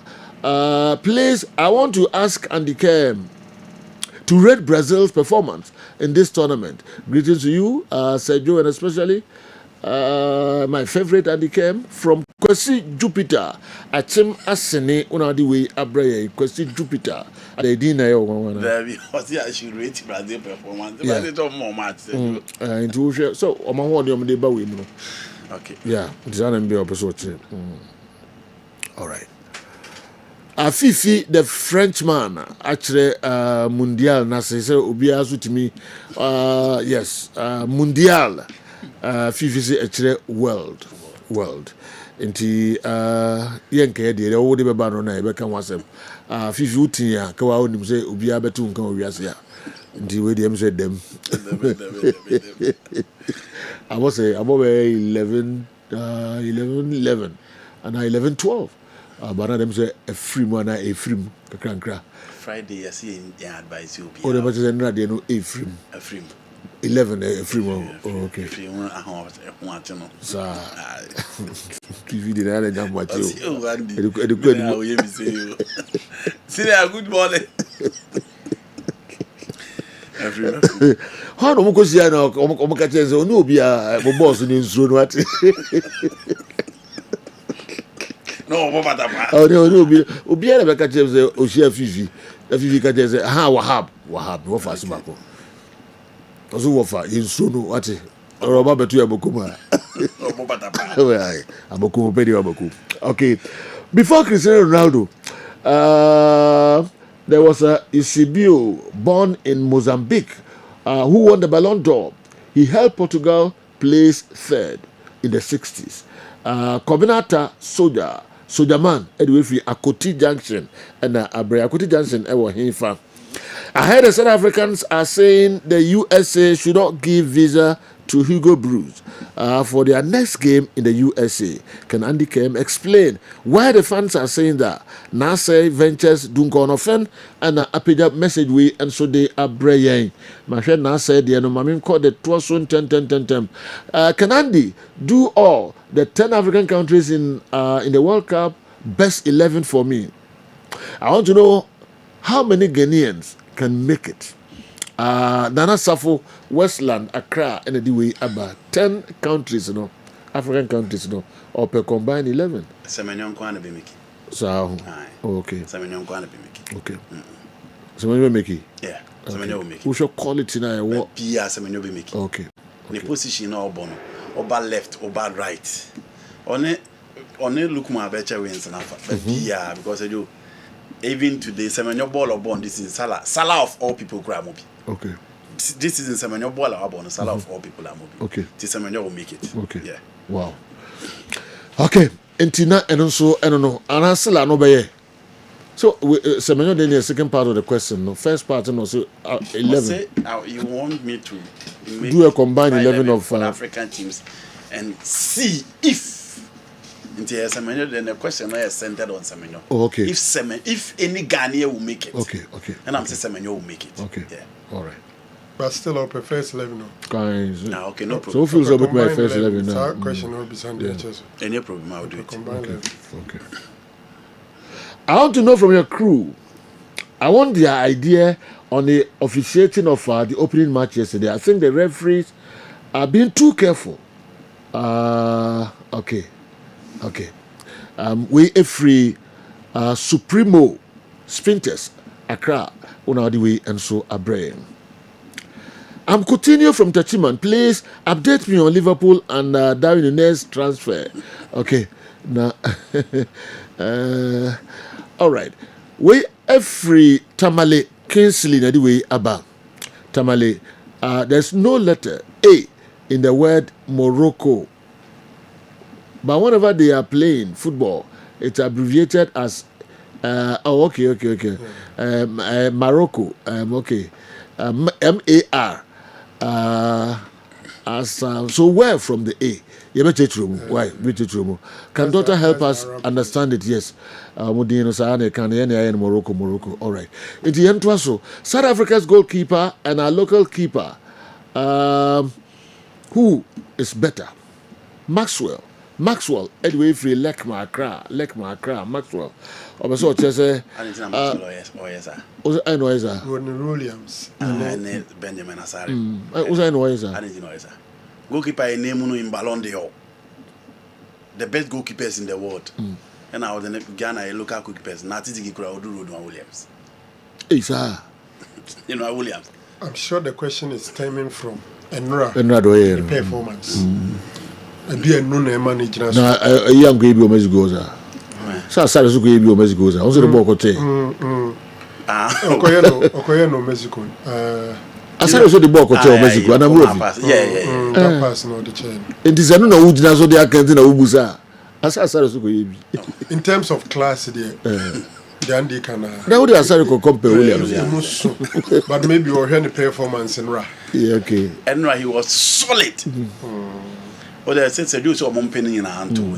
But I contributed to Sago now on our concede and the Queen. The first one, Julian Queen has gone. Maybe the person the coin and have the pressure to sit all this. Montana Bepama, Montana Pompe Sago, no quite for us to concede. But Hugo Bruce, a blemu situation. Or blemu is a ball in near grow, baby, unya person. Yes. You must be little a bit, you know. You have ball in near grow. Sa area na the pass. Go back to the yes, goalkeeper. Simple. Obeti answer come back to the goalkeeper. Yeah. Intina and also. So my prediction is that as Korea or Morocco will play in the finals of this year's World Cup. Thanks. JB Nate Edway Efri Accra and Abre JB Nate Accra. Morocco and South Korea and Muba Kubako finals. Wow. And I was young for no boy now. I say, in a come day, you've been a dome. Hey, you were more on the pool. World Cup. Wow. You're right, was South Africa could dear grow. See the World Cup.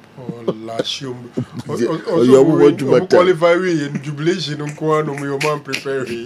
Now level on a brom. See the Situnium. And yes, sir. Jubilation no preparation. Level on a brom, sir. But right, a bit my fire to that level. So good, go. So, we qualify, you know.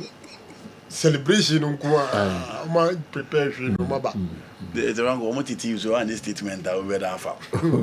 They also do with but clearly, we had first 20-30 minutes and now who's on prepare you. Now who's from their place or prepare. Yeah.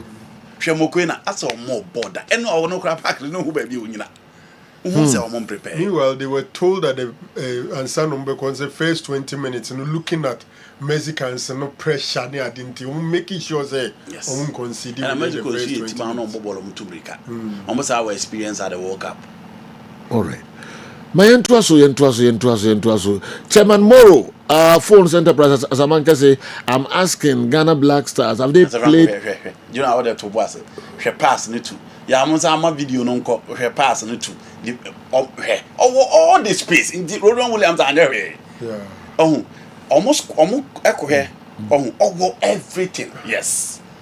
But tactically. But see, pass back to the goalkeeper. One year careful, we be intercepted. I'm only saying that all options. But we need space to turn both left and right. It's tactically. Says on ball. Into 3 players in close to space and left, right, and the goalkeeper. Into another smart. I'm press track. Yes. Tactically. You know. But Mexicans no press papa. You know tumrika. Share tumrika. Sa no me edinya Benjamin Asare. No mass pass na.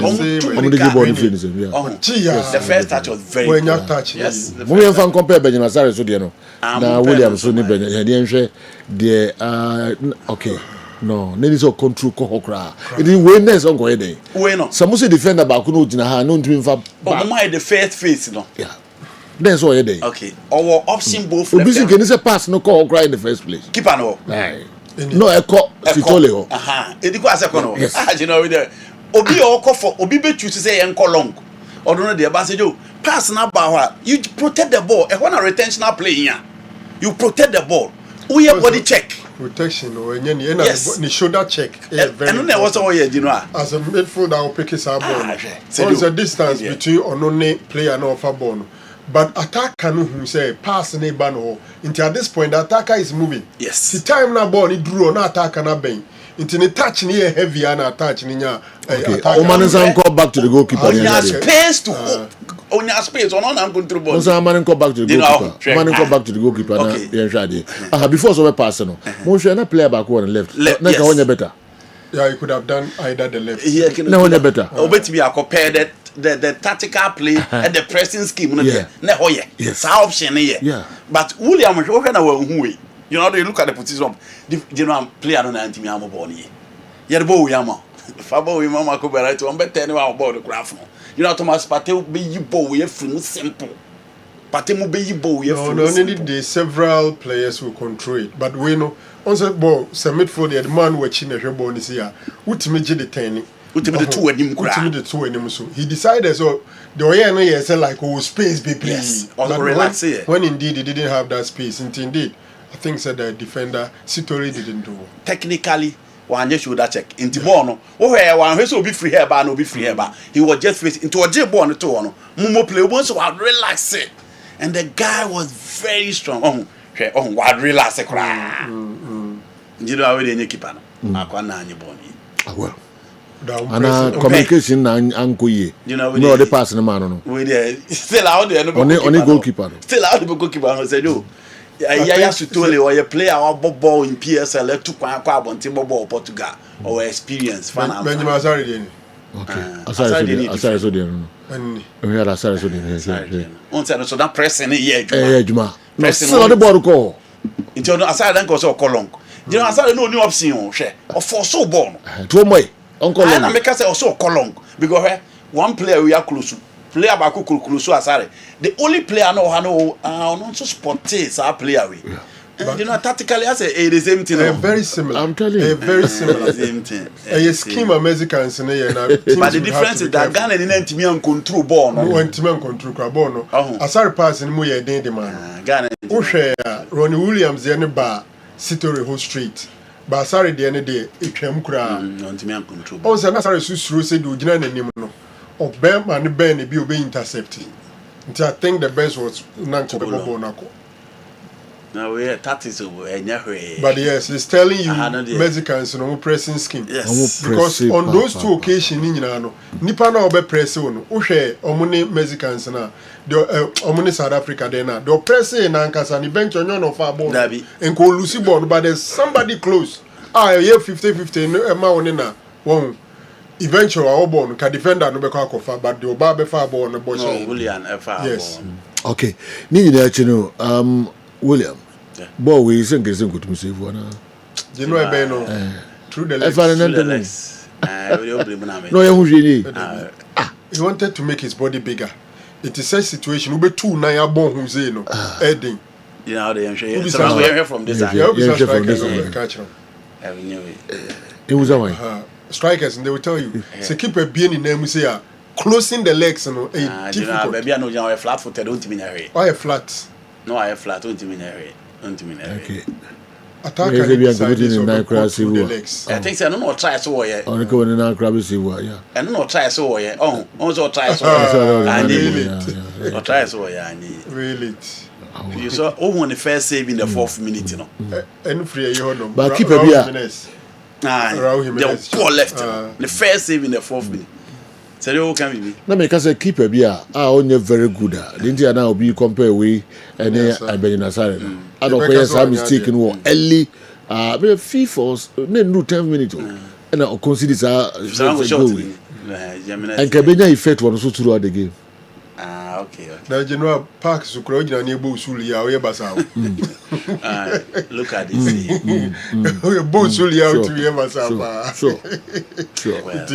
We are stronger. You saw how he recovered. Okay. And America say man a great goalkeeper. And you know Williams there level African football. What da kwa the FIFA Club World Cup. It's no there.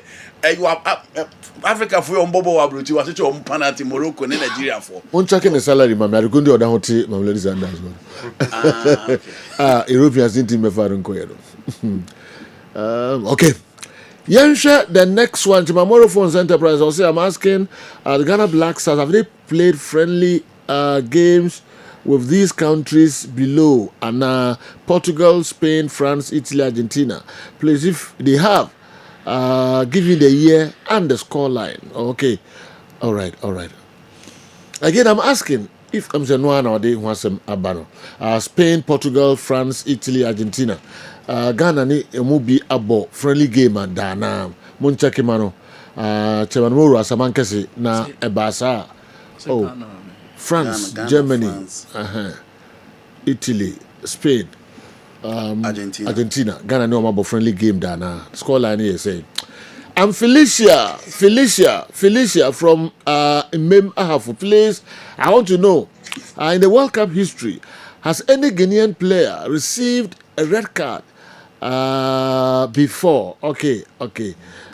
In the World Cup history, has any Ghanaian player received a red card before? Felicia, would we if Mem Ahafu and Breye Mem Ahafu, Mohote say. Okay, I'm Anderson from Dunkwa on offend inside Toby's Essential. I really enjoy your show. Please ask your pundits how they see South Korea in this tournament. Also, they are the Abre, I don't know. Mamin Kofofro and Soso na Yenshe. Good morning. Please, my top 10 teams of the possibility of winning the World Cup are: number 1, France; number 2, Brazil; Argentina; Portugal; England; Spain; Senegal; Cote d'Ivoire; Holland; Belgium, in that order. Mohammed Udweifi Salaga North in the Savannah region. Say no single countries in also make the World Cup. The tipo of power France, the Tosumi Brazil, the Tosumi Argentina, Portugal, England, Spain, Senegal, Ivory Coast, and I say Holland and Belgium. 10 countries on which me winning no. To Africa had not tipo Senegal and a Cote d'Ivoire. So I'm with me a World Cup no. All right. Williams did $30,000. $30,000. Okay. 500,000 rounds. $30,000 a month. Okay. And you're serious, Biasa? I do not need to anymore. Okay. And I work about a goalkeeper. Only goalkeeper is no money. 34 years old. Bruni me foul. And I was South Africa for goalkeepers in the local and then so outside. She Andre Arinse. She Echomelo Koni. And Williams. And see, you know, $30,000 or South African, they never tell. Okay. We shouldn't forget that they use Ghana's friendly match to demonstrate how to press when playing with African teams and how they respond. So that's exactly what they did yesterday. So what they did yesterday wasn't surprising at all. What's it? Branch and so kind of. Yeah. Okay. Admission anyway about Pram. Yes. Say, you know, I say see a group who be our World Cup down. Obia the last and one year discussing Ghana, they don't say I can. Brazil a group of Morocco into Omo Egypt. Into Omo pure country and a born yes similar to Omo group. And within the group, Mexico for realize say we are South Africa for Ghana on board, they say. Into Omo free Omo for friendly games and Omo near boy, but so they will follow Mexican footballer. Omo lazy. They press so high. And then Ghana match and Ghana this year. Go back and watch the 2022 World Cup Mexico versus Argentina. Now Messi munya be biamfa. Omo press is so high into your own style of play. But seriously, I'm more impressed me as Mexico. Even though they won 2-0. Yeah, you know. Were they that impressive? They were not impressive. The reason is simple. Omuni the Carlos Sierra, the Dos Santos, the Checarito, the Rafael Marquez, Omuni Bibiu. What's your own team now? Joan Vasquez, Cesar Montes, Idrai Reals. Only those players now no mobile Europa who go through the ranks at least. Someone to me are making it to first grade or grade A teams or grade B teams now be who more Betis, who be who more Real Sociedad. They don't have those guys anymore. It's quality issue in Enra. Their biggest boy was Raul Jimenez. Okay. Out of full Amasako Wolves. Okay. Look at his age, 35 years. Inti quality are not canon no more. You know, only be. And I almost so the end, ya ne bako. Obehu Hugo Sanchez, Yavi Ague, Checarito, Rafael Marquez, the Dos Santos brothers, Carlos Sierra, Checarito, Ivan Chavez, Omo the end, Mako, Edson Alvarez. And the man no more be star bako, Omo your country, Omo Babuns, Omo stars, Omo parody. I agree with you, they were not so much impressive. And I think, sir, almost strength by a collective work. Because they said they're okay. Who share even their biggest boy in the tournament, Raul Jimenez. You know, this is 4th World Cup. But not so flamboyant, but they did the needful. Okay. The demonstrations in Nipeko Stadium. Oh, the why you know, teachers, not some. You know, was any teachers as well? Union will break. As evening in answer, tournament in start here. Demonstration will be an and now Crom the Kujina Stadium. But in Nipeko Stadium. Now, when a boy in Shakira perform, I was working. Wow. 83,000 must say day. City Stadium. Wow. Football is big. Yeah. Football there must have done. And we're Krumha Casa Kra. Kenya big game be Mexico and South Africa. But streets in the between 7 and 9. BFB. matching games in as a hard drink kakra. No, matching fun day. No, matching is a fee no bit my hair. Such a time na fina the initial attitude. I feel grown over fee. The initial attitude. Fifi. Who's a? Tell me, baby. You know, you were go here and Kabe enjoy game like a Michel Kakra. Yeah, Michel Kakra. And I'm watching, sorry, 5 1. No more saying 5 to never hand of him. All right. Good morning to you and your panel for a BP Free Sports. Do I think this year's World Cup, France will be at the semi-finals, whilst Argentina will defend the title against Spain in the final? At Daha Agbogboloshi, Accra. The message also the Abraham and so no. James Komisra will message and your question. Mohammed Ban, I don't know, and I mean Yaka Krengum Debbie and their questions. The Mumfamra as a open more comments if World Cup no say free na kwa kusi mefiada kusi yawada with my no. Nakamudu ya questions in kwa. I had my appetite well yesterday after South Africa was defeated. They better get eliminated and go home to defend their jobs. All right, Jamsko and so the way are praying. Jobs in the go home. Good morning to you and your panel. In fact, we are addicted to your show at St. Albans Catholic Clinic, Refugee Camp, Brekum, Fetenta. Okay, Fetenta. All right. Especially how you normally include fun during the program. Keep it up because it's very therapeutic. Wow. Al Hassan anyway, and so Abre Al Hassan, yeah, that's a pa. Mayansha Faka Krabi in Kahon, Abono, Duba Kaponsi Mediasa, Enu Pepe. We a Friday edition of Midfield Action was South Africa receiving 2 red cards in their first match normal, or it's as a result of curses invoked on them by other African countries due to the ongoing xenophobic attacks in South Africa. It was unfortunate how the whole Africa was against them, but it was worth it. Justice Mampong, Assem Health Center, and anyway, and so Abre and Anopay. Oseko could wait for Sunyai Municipal Hospital and Abre Oseko. When 2 teams play a match, one has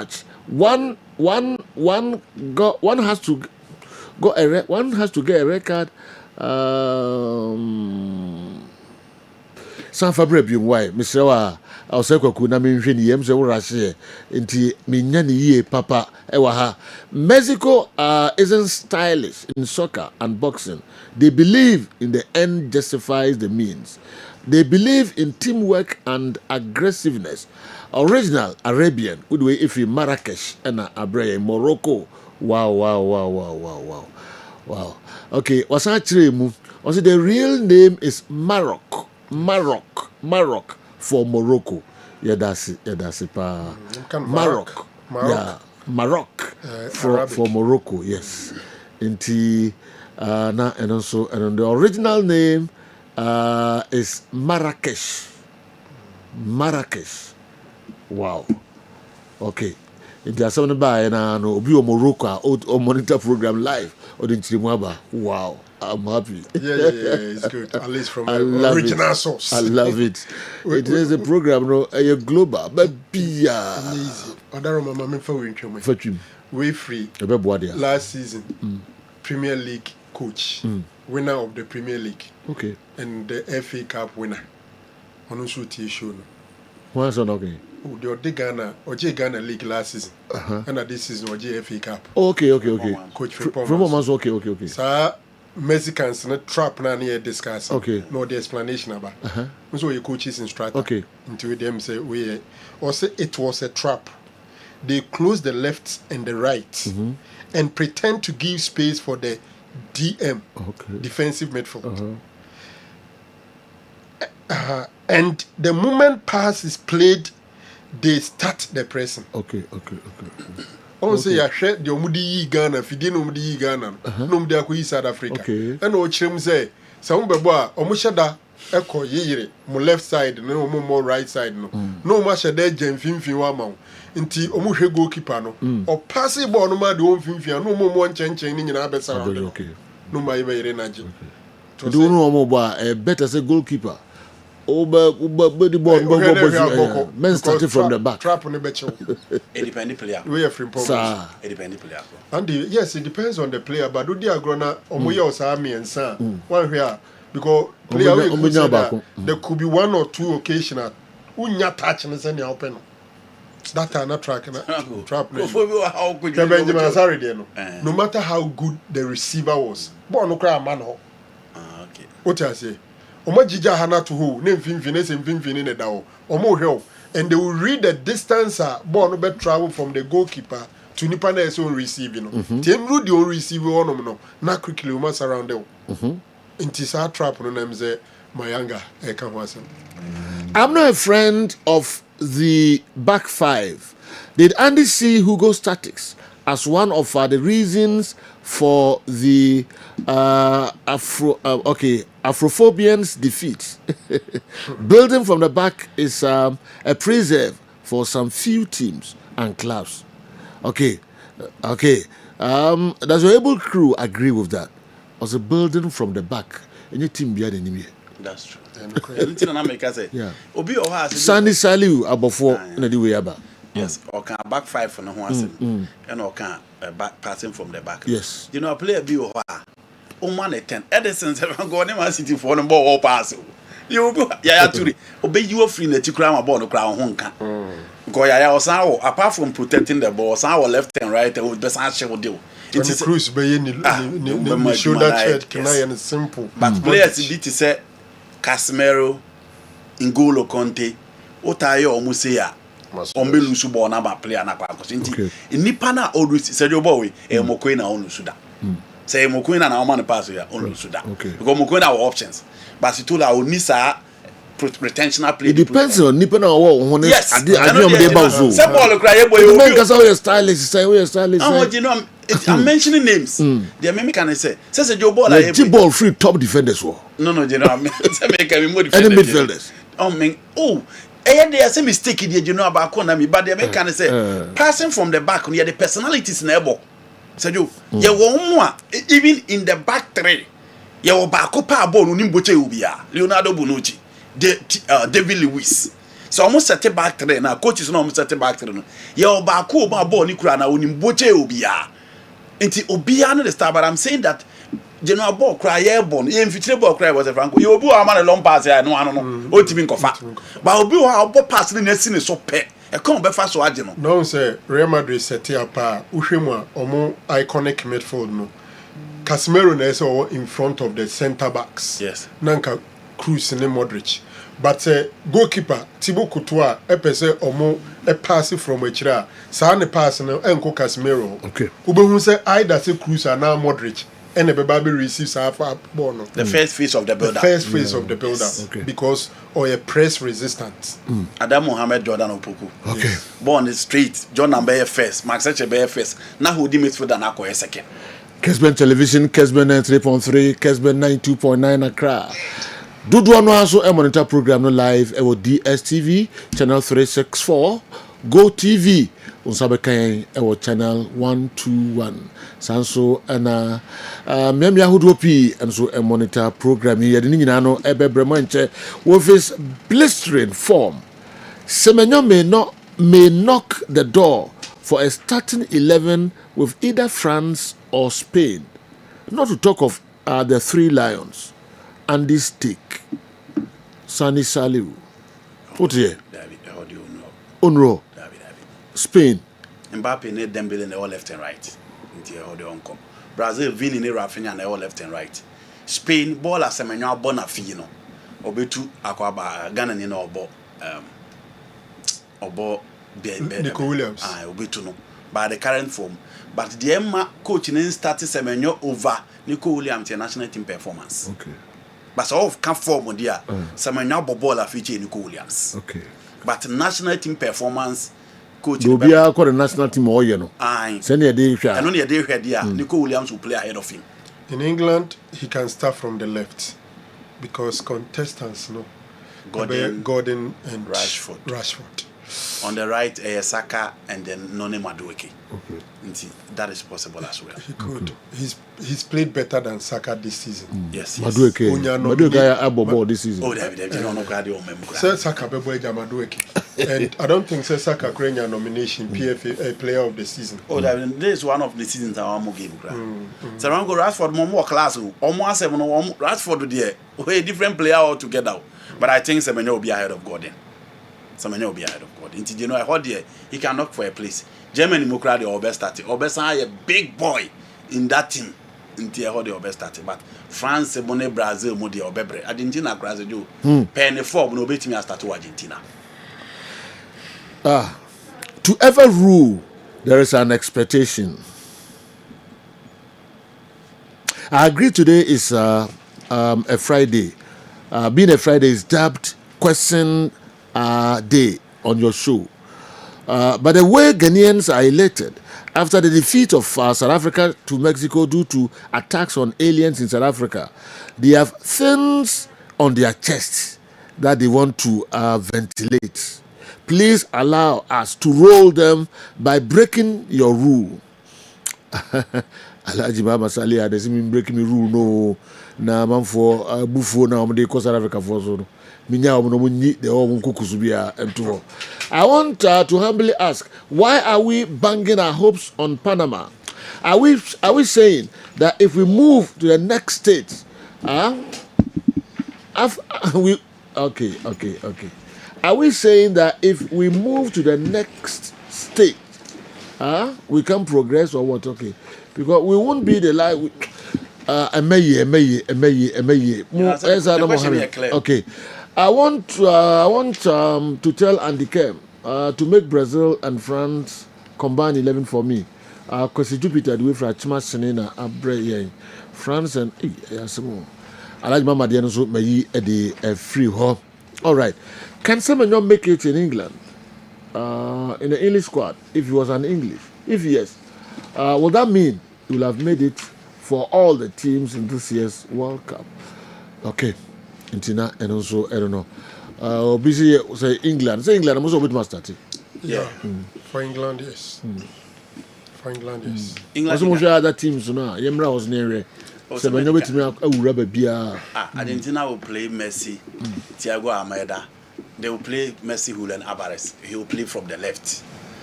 Germany, Florent Weiss, Sevan will play and they say.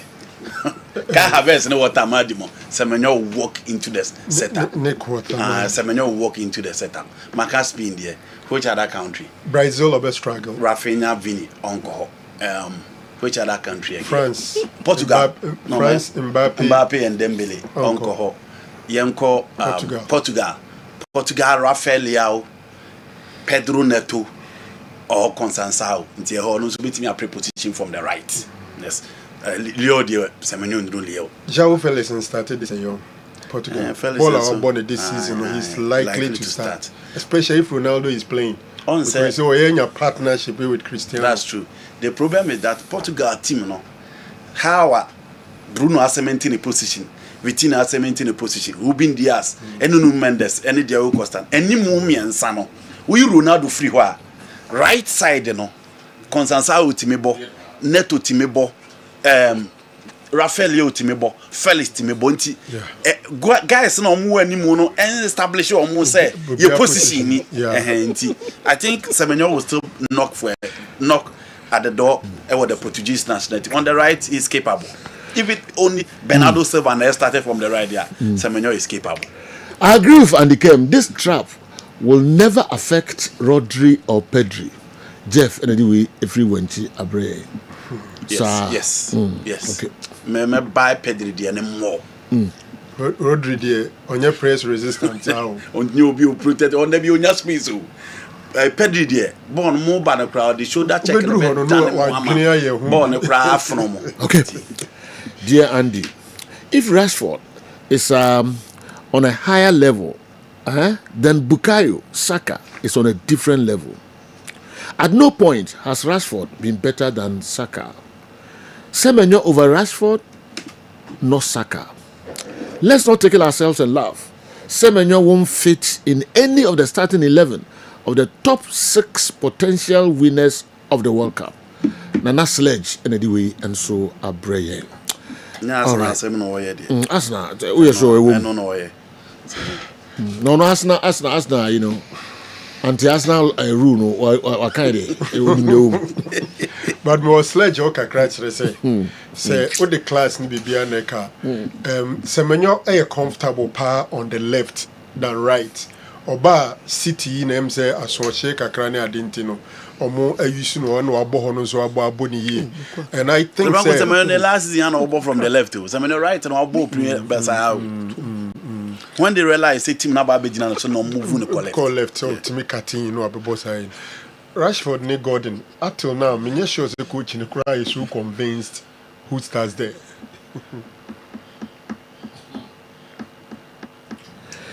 On a normal day, South Africans don't like traveling. So it's not surprising almost all their players still ply their trade in South Africa. Kokusame, Massachusetts, and anyway, and so are Brian. $30,000 now to Johannesburg. And almost so much $25,000, $20,000. It be more $40,000 to $50,000. And through endorsements, near they be brave. And you very okay. You know, almost there. Almost baby, I could depend. Kigan do call France or some baby. Every was announced. $30,000 is roughly 360 Ghana cedis. 3.6 billion. 360,000 Ghana cedis. 360,000 Ghana cedis. Okay. In Totona, bonus. All right. My entwa so me nko da mo kakra bi mraiba afi ye be answer my first batch of questions. Mo videos ni nyina so ha ani nyina na bomodin na ya hwem so kakra e de amamo na sama hin so chia mo nyina me kan kire mo so chia mo papa na say ade bi na mo dia na nti ontimi free ni radio no ko se no me ni bebo a mo ana mo ni na sama hin so chia mo so there say me person me use word no use you know ade amu there no yes you are there zimo si dua bi no mabo mi o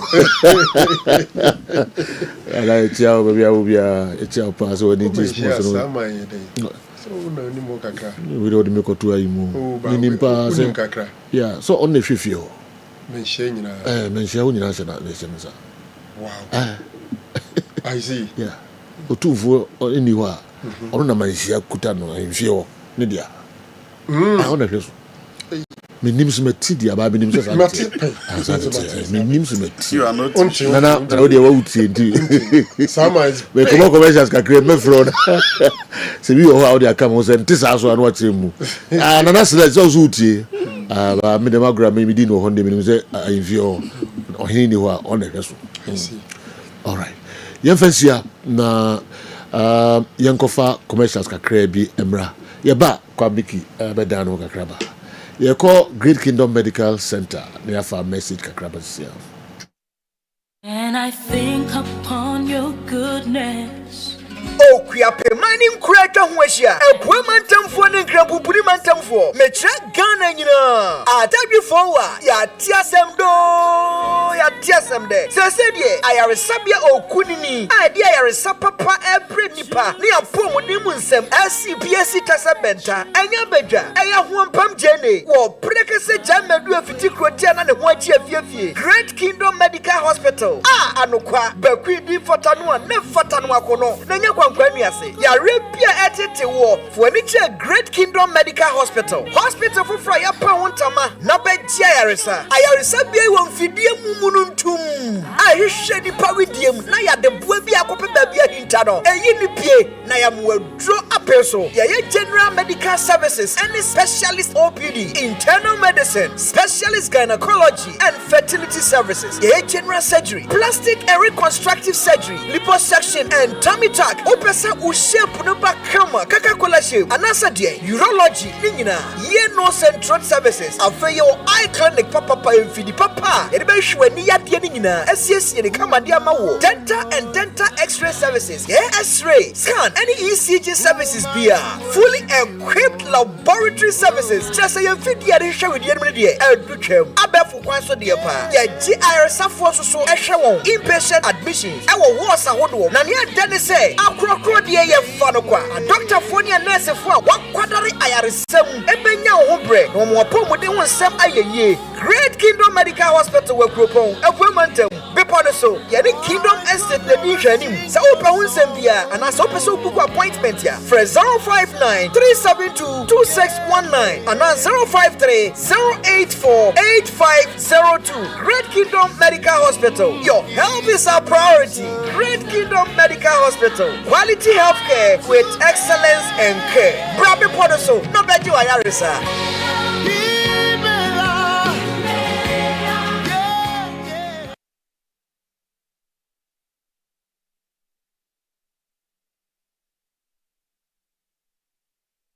All right.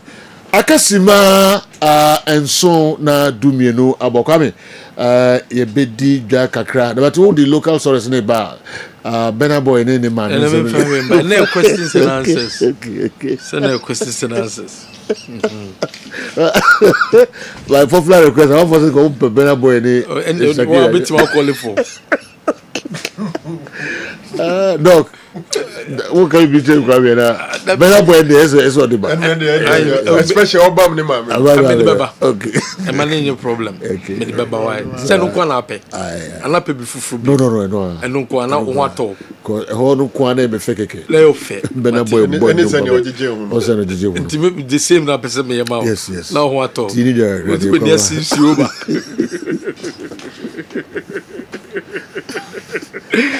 Ghana Association of Banks and then Kratoi Ediaba among 4 young Kofo Sika and into Bon na bo Sika no buying Memo being yo Sika Usika na was saving be brady go account mo Momo being you so small tricky be and fame yesikano and fame few account mo and nunti enna a Ghana Association of Banks and then Kratoi Edeba among 4 fapan be so a man for Sika and nunti sabre unya message be from a banks or bankers or unya message be email be from a bankers wa a dear was so we and say oh doubt to pay bomode na fra o bankers no ne bisa womo fra o bankers no ne bisa womo say message amensa kenie efiri mo ho wan hwe na ko di message na chi se wo ko update account wo koye account no hihye a usika no obi akwa wia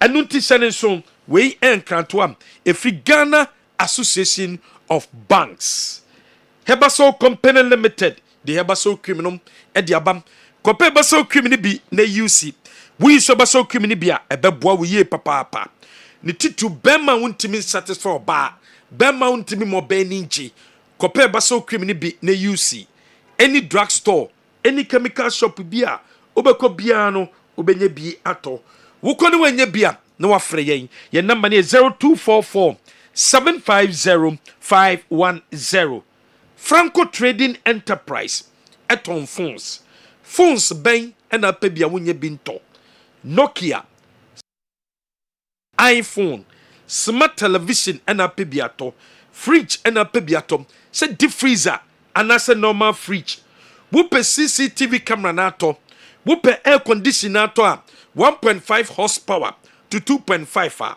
eye Franco Trading Enterprise and what's so show me chira kwan womo ebeboa o odibet de ye twa bet no odibet nko and na twa bet na wudi a won sabetimi aka osika no because your platform no so no eye smooth your platform no so eye simple your platform no okoso a o brown ho kran we twa bet no matches ekoso bia no yen odibet and your odds no e wo soro into twa bet no e wo ya so ya wudi a obedi sika boom and into twa bet no e wo odibet and also twa bet no e wo ya so ya high sense e de nyama papa ba wo pa nyama papa to a e high sense and also ko ma so ya wo ko high sense a nyama pepe bia no wonsa ebetimi akebi ni titu wope washing machine wope a tabletop fridge wope deep freezer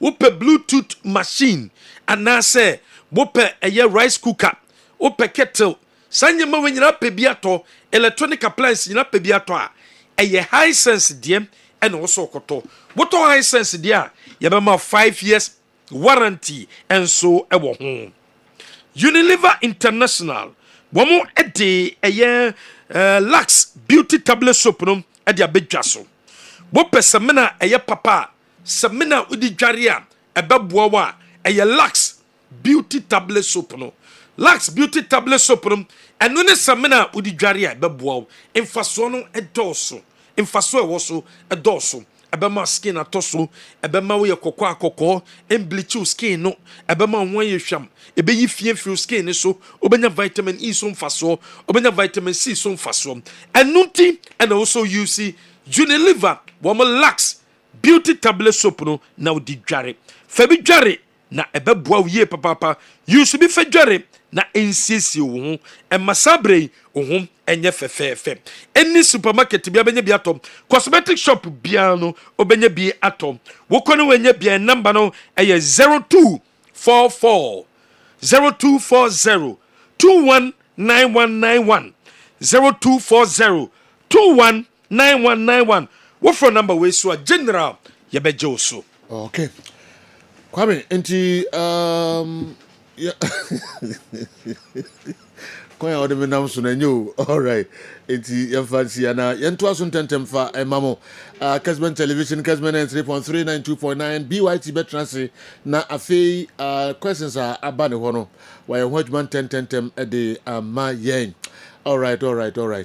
Enti Mbamcho mo videos no enso I ready a mo mayem fe no so kakra nsa na BYT aba betranse na afei all the questions no. Questions na ban ho no why hojman de ama yen. Good day, Grandpa Sedu. Please, which team do you think they'll win or they have the chance to win the 2026 World Cup? And what makes them stronger than the other top favorites? I'm Yunus Abdurrahman from Kumasi. Good day, Grandpa Sedu. Please, which team do you think they'll win or they have the chance to win the 2026 World Cup? And what makes them stronger than the other top favorites? I'm Yunus Abdurrahman from Kumasi, Driasi. Thank you. Good morning, Sergio. With your friend Sharif now, Mekasefri Babatukuma, I work in Tamponov. With the Michawani panelists now, Michawani Bisase, Matisse Madre ne Bernardo Silva, on one agreed terms are more best and official contracts no sign. Maybe looking at the current Morpheus now, Madrid, was Ciano.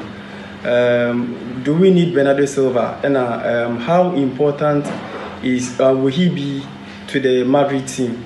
Patrick William Sergio, good morning. When you are big phone, the mind you do fair here.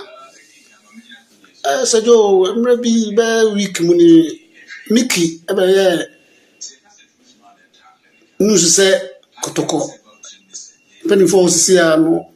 As we prepare, consider say omni THB and twa omo agreement in contract leso. I mean, person bisa say akosi say ayano say omuno omunye adwuma biom. Asesi ya THB asa akoji house so atuma almost sponsor wo no. It be person me hu say no kra say Kotoko company for no antwa THB contract no eso ana. Hello,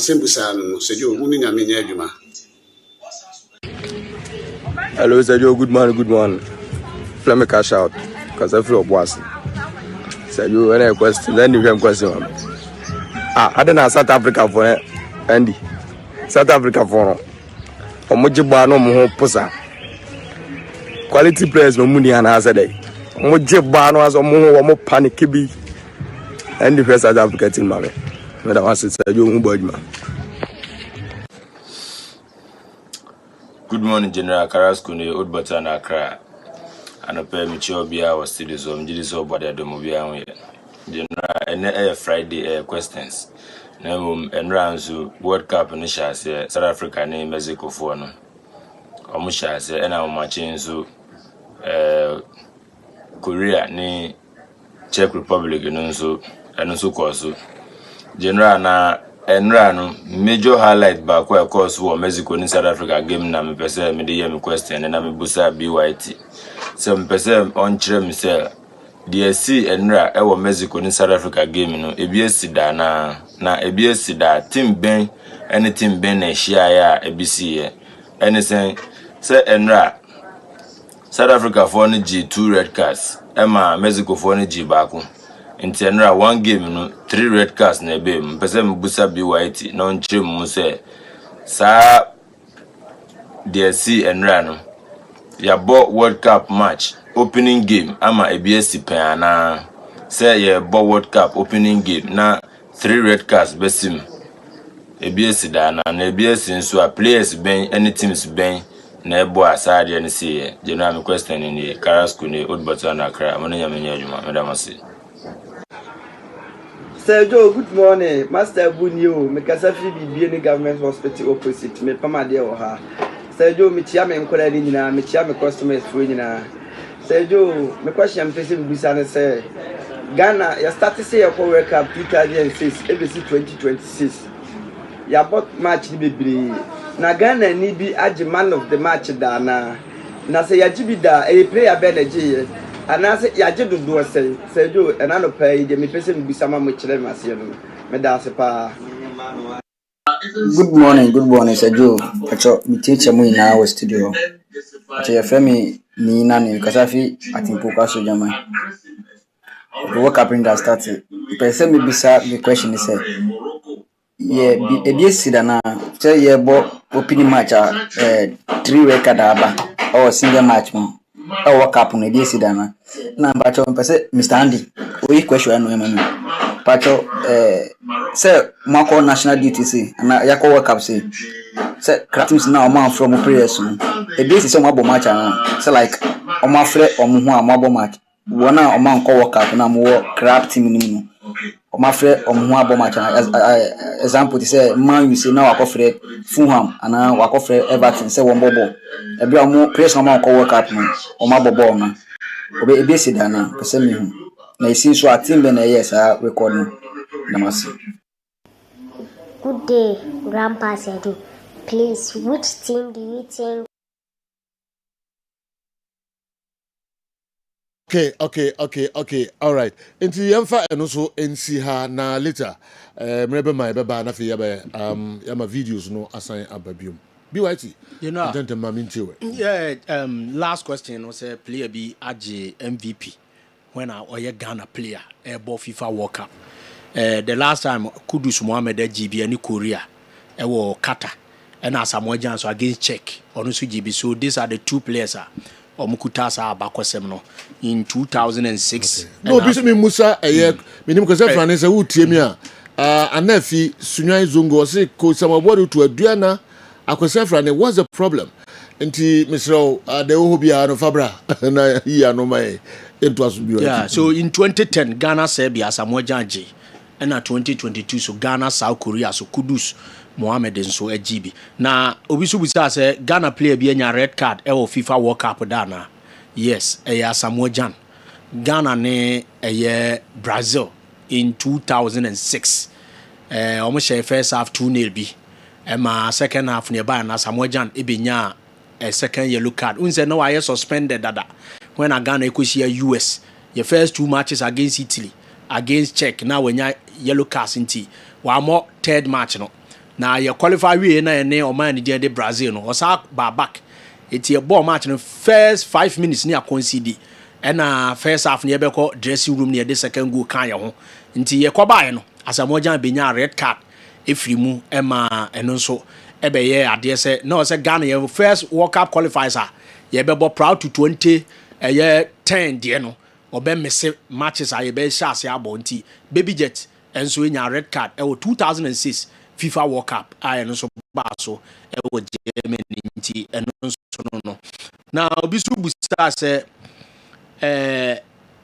today in history no dey any wom the only say ye ba ko mienu betwim ni aba World Cup no more and now 41 years adwo amoaten be she go askwa no and now 41 years 12 June 1985 league game e course so 84-85 league season na yewie na has e 35 points Kotoko 33 points final match wa abehye no wona we champions e Ghana ha nti na last league game week 22 na ye ba so e ma referee akwasi ni move from tafo e ba Kumase e be di sa match no na da no na House of Folk e share Kotoko 1-0 nsuo toye minim se na nsuo beto a samle na nsuo ahyase egugu a 41 years ago sene 12 June 1985 na match ne ba so Emma the likes of Michael Usu Mensah, Albert Ansuade, Samson Lamte, George Lamte, Kalim Alhassan,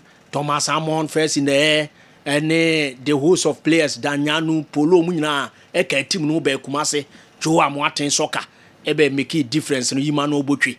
Omuna si akani bi when Yaya Kasim and Michael Usu Mensah kwa crash ya u prefri mu a yede goalkeeper na wati bench enso eba be wura mu se ono so ebebem na waba be hwese niam betimi akoye nti Andrews Kwanza ene be hye nanan a saada no se ye de na dynamic means okay a no lazy ni mpabo anwie ye oba o delay ball na ma ball no has the points na akọ isan se has sha wanya 3 points akoka 35 na akọ 38 ba akotoko sha obenya 2 points because na already away 3 o win fia 2 points ba na akotoko the goals ebeje Ghana League over House of Folk nti House ni hwe so obebo draw and ase no obehye ti sa famous day no Francis Watson no that day asarebo atemu akwasi apia mayele those days omunyina no enya akonya de chenchenye mu si akan ba match na nkoyi for Kumasi Asante Kotoko en general en date 12 June 1938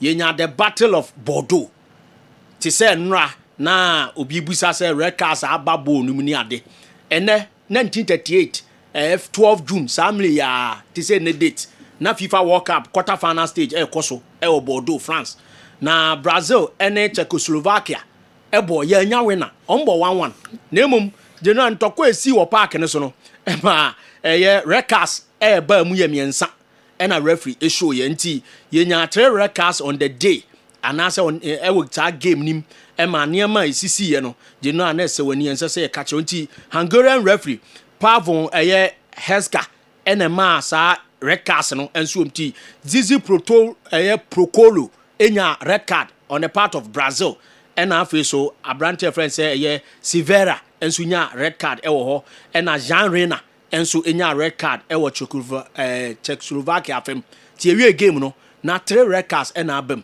na ye card ya ba be si so wo question esa ba video say yanya match bi a red cards epiepie say da na red cards aba opening matches mu unim say FIFA de World Cup buy no na yemfa red card embuy red card no ye introduce no 1970 say fouls and misconduct no no FIFA law 12 no eni ema ewo mu e say di discipline players no yellow cards and red cards no started by na ba 1970 FIFA and practice o mo de hwe niema cost 1974 West Germany and now we introduce here but before then na 1930 World Cup ni ade yenya players a omanya red card wo but that time no na yepamo ebia wo ya niamo ho a na referee na aso mu se konchen na yede wa konchen ti 1930 yede obi konchen 1934 yede 3 players konchen ebi sisi santi na sisi red cards eniwo but na ye player e de konchen ti 1938 na red card no but referee no di ye no oso wonsa na mpanifo nya abeka ho na yede wa kotranchen because of the warrior enti ebaya but opening match yenya red card more than one 1990 opening game between Cameroon and Argentina when Argentina are defending champions 86 na Italian 90 San Siro Milan na the opening game which is so na Francois Oman Biek the only goal tia Oman and Argentina na we host nation na Argentina sada no yenya 2 red cards Benjamin Masson ene Andre Kana Biek omo Cameroonians omumienu nyina no je na omunya red card 1994 Chicago eno so ye kwona 1990 Germany defending champions ye wuram opening match against Bolivia na general Jurgen Klinsmann share the only go edema omaya ni din ede Germany nemum general de ba ene say red card ekoye edema Marco Echeverri 83rd minute mark na ono so free sa game a eno so eba so nti ono so nya red card enso edi frim awa bra na oba mu kura no enche bia na wabam as a sub eno ebisi obi ba mu ebenya red card a ife from 1994 na ebinsi sa ibi say si bi mu a eno so etimi eba nti eno so ba ye abakosem a na eda ho ewo ye FIFA World Cup nim but 3 or more red cards are je no eba ye World Cup nim no say the question eba say enema sisi nu ano ewo twaka bi ewo FIFA World Cups a ya bobo ana je no de omni say in 1938 a ye ka ho asem na 3 red cards by no yes abenya bi 1954 the Battle of Ben ewo Switzerland and also Hungary and Brazil kuro ye ya 1938 omo ekofa ntokwa eba obodo abonten so no we so ebisi sa omo lusu 4-2 when ana obi anim say Brazil team no ebetimi akọ nanim amane ma akoye because previous World Cup ane abo in 1950 now omo atimi place second ewo round robin aye boy ya Uruguay etopi group no eje trophy no edi free omo nsem wa bra na Brazil for host nti omo ba ya in the quarter final stage the Battle of Ben ebaye man tokwa even dressing room kura no ne apata wie but still na anuanu mienu eguso eko yenya 6 goals ewo game nim na after the 6 goal na 6 goals ne koso no na red cards miensa enso ba dwumadie ni mu eno so English referee Ata Ellis na edi sa game na oma red card Brazilians mienu enenya red card ewo ho na one red card so koma Hungry player it is a match na match a je na match mu edin pa 42 free kicks ti entwa obi pa na referee the ball abeto ne a pipe free kick no ko ye twa 42 ewom na 3 red cards enso ebaye was a famous day and also ye kan ehwo asem far back in 1954 je na 1998 so yenya red cards mako enan ewo miensa wo FIFA World Cup na sada no so South Africa kro ye anra na omo wotwa kan eba mu bi ewo 1998 France when na omo World Cup na edikane ewo ho nze omo ko 98 and omo ko omo second World Cup in 2002 na 2010 omo sa abaye omo first World Cup no de omo ni say omo game a na wo group mu after say France aso omo 3 na omo say ko omo nim no omo ko sia Denmark na sa match no pani behwe ntokwa eno so eba so ewo tulu abonten so na enye ntokwa koto anti game a na ntwitwa nko a ena na ewo mu eno so ye nya red cards mako miensa enso ewo sa game ni mu a je na eno so abakosem a eba ye na Denmark for enya mu mienu ena South Africa nya mu baako Benny McCarthy ena share South Africa go na game no ende 1-1 na mum 3 records ena buy but match a FIFA World Cup yenya most records pa 4 ba so 2006 for Nuremberg Germany and also it was Portugal versus Netherlands match ne ba so 25 pa records bro miensa enso atimi aba enso so ewom ti eno so records FIFA World Cup mu ena ye de agu no general eno so yenya abakwasem baako anase makwasem mamenka ne sa World Cup ba so abrantia friend say Gilberto Moura wababa ye abakwasem FIFA World Cup mu na ni nyina ne say host nation a wa host FIFA World Cup a player bi abebo a wo swapa asase we so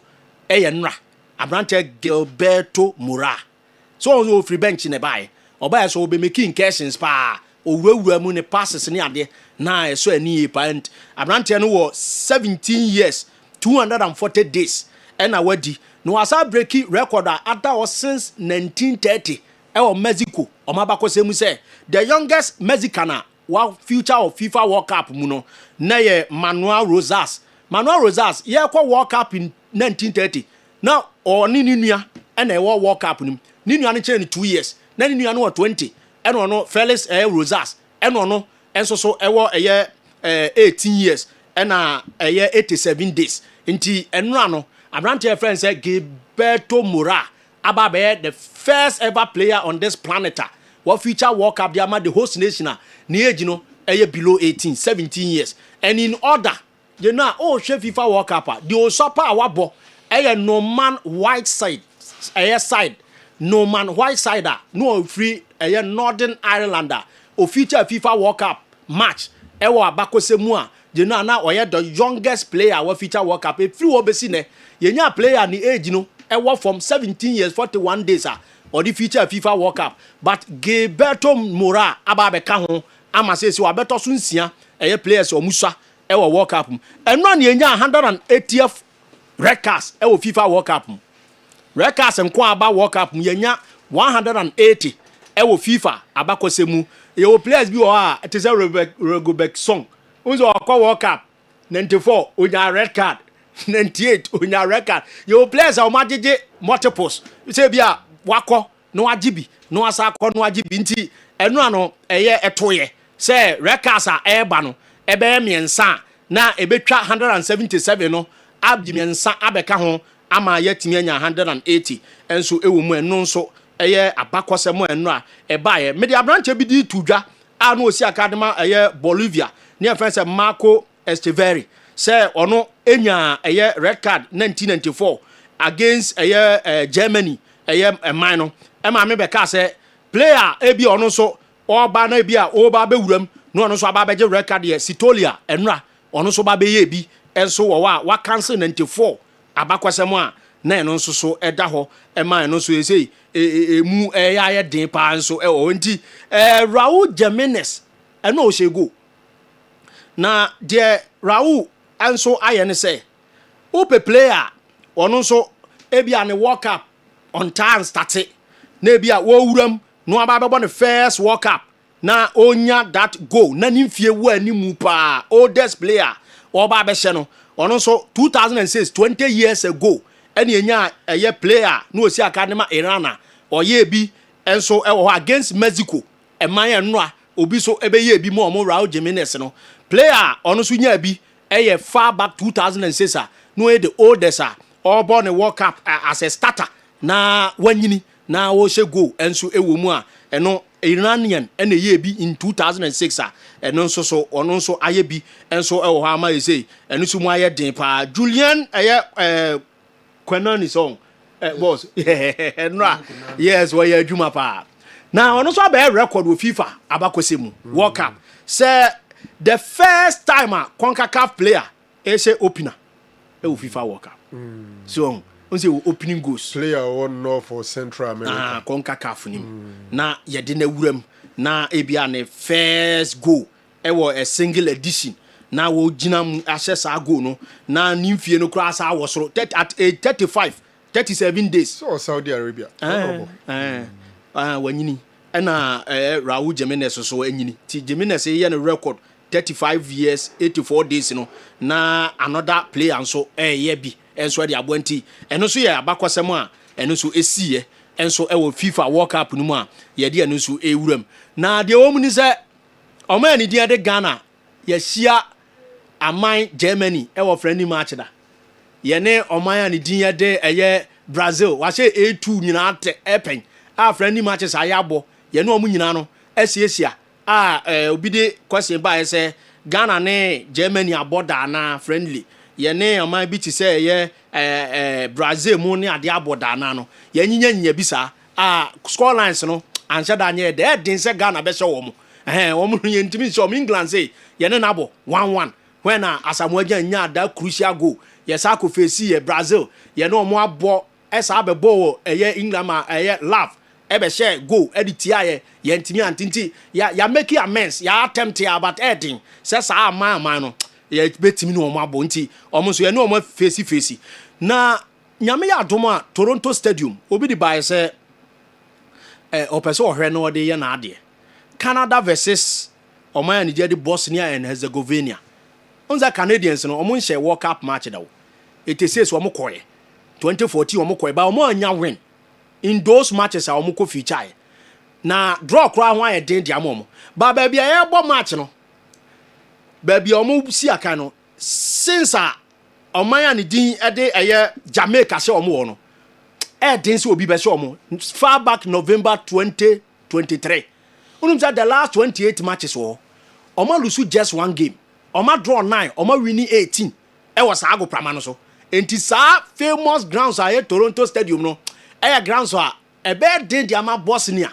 Say bia ombetimi akọ no makọ keja enso ade agum ewo but bibia betimi asi Bosnia so first enka no omuka Yugoslavia ho between 1930 and 1990 there oh hwehwe oman a ebia Yugoslavia ye be sport wo mu a na akata wo mo so but say wo mo so abede wo mo ehwe say wo mo so ebe wuram wo ma make amends bi wo mo hwe say this time wo mo so niam betimi akoye wo mo de wo manya World Cup win Oma se World Cup pen nneema timi koye adinja konom eboaye omo timi se Iran omo World Cup match edikan omo timi nya nkunim but against almighty Canada wo fie no na ya ade a din se nneema betimi asheki na timi aboa enso ho Paraguay ene USA wo bibia bi se also timi se Paraguay and in the issue of World Cup two teams we na shia ya player baako enya hat-trick ewo da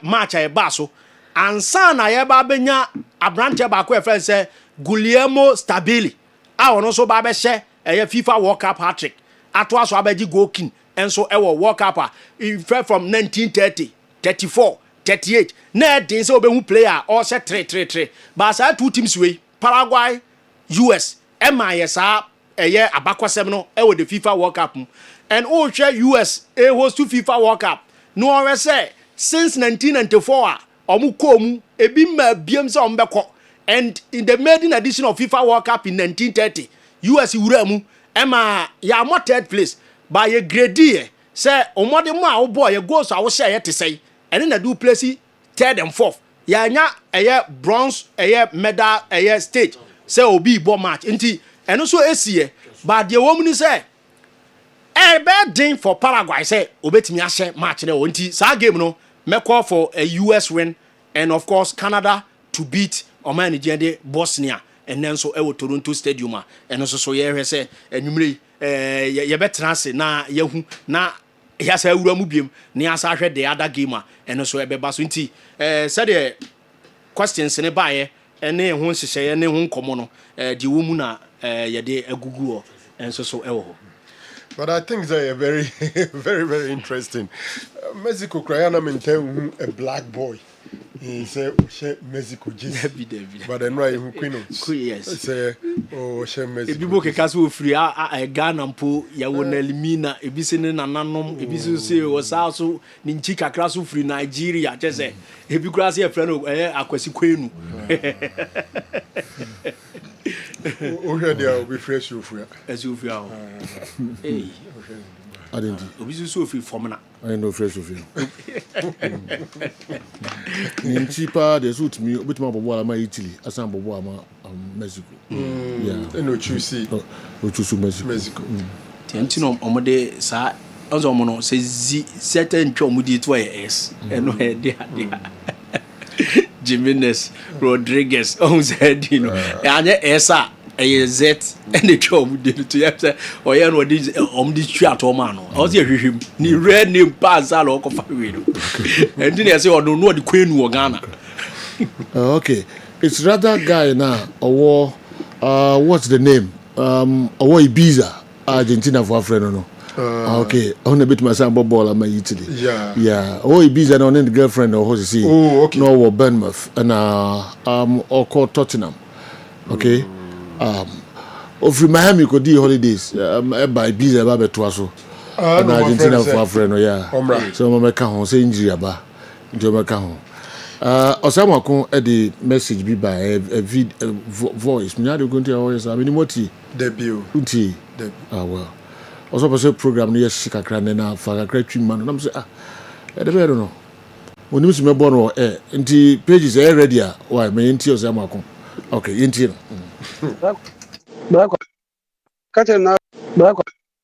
Kache na se o ba ku bi on fentwi maye na ase mo aye dry do. Se obi ko repo obi na se obi ya o mi hu na ase program na aye dry on fa ba ku bi ntwi maye why se. Onimus be born Mashada Bayenza.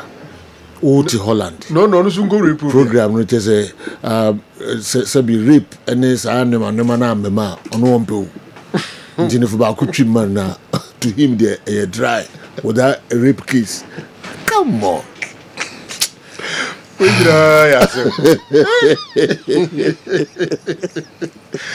Oh my goodness. It's the entire. Say we knew. Say my answer that. Yanko. Yes, Yanko. General Obi bisa question bi na I think sledge and a betchere a yinumu kakra. Nana sama hindi no. Kakra bi no de ka ho. Okay. Even if the king is not around, or if the king is around, he's a caretaker of the palace. Okay, a Führer, so they call me Führer. He's a Führer. He makes sure everything is under control and in order at the palace. Okay, when we are traveling for a program, he makes sure all is in order and everyone traveling gets on board while he stays behind and takes care of the palace. Oh, okay. He can only travel when Ohene is in Ghana. All right. And also, I don't know. Oh, yeah, Sama. Yeah. There's a Ohene Hokra and Fiono on the sentence. I see. All right. Young boy. You know, there's a question where I may show say more subjective, but I may try some. Italy 206 squad, France 98, and then Spain 2010. So squads we the best among the three. My dream is a close contest between the France 98 squad and then the Spain 2010. So Spain 2010 squad now, my dream is the golden generation of Spanish football. From goalkeeping, defense, midfield, attack. But they are no more talent and they had it in numbers. If you have Ike Casillas in post, Victor Valdes, Ewechri, Pepe Reina, Ewechri, so Gerard Piqué, Carlos Puyol, Sergio Ramos as centre backs. Timunumu. That I think say Baloa and I say Raul Abiel. In the midfield, it was something else. First of all, the iconic Barcelona midfield was there. Sergio Busquets, Iniesta, Xavi Hernandez, then Xabi Alonso. Midfield no go area. Wa ball. Be about 10 minutes now, 9 can be. Of course, Obianim said David Silva, David Villa, Fernando Torres Sanz.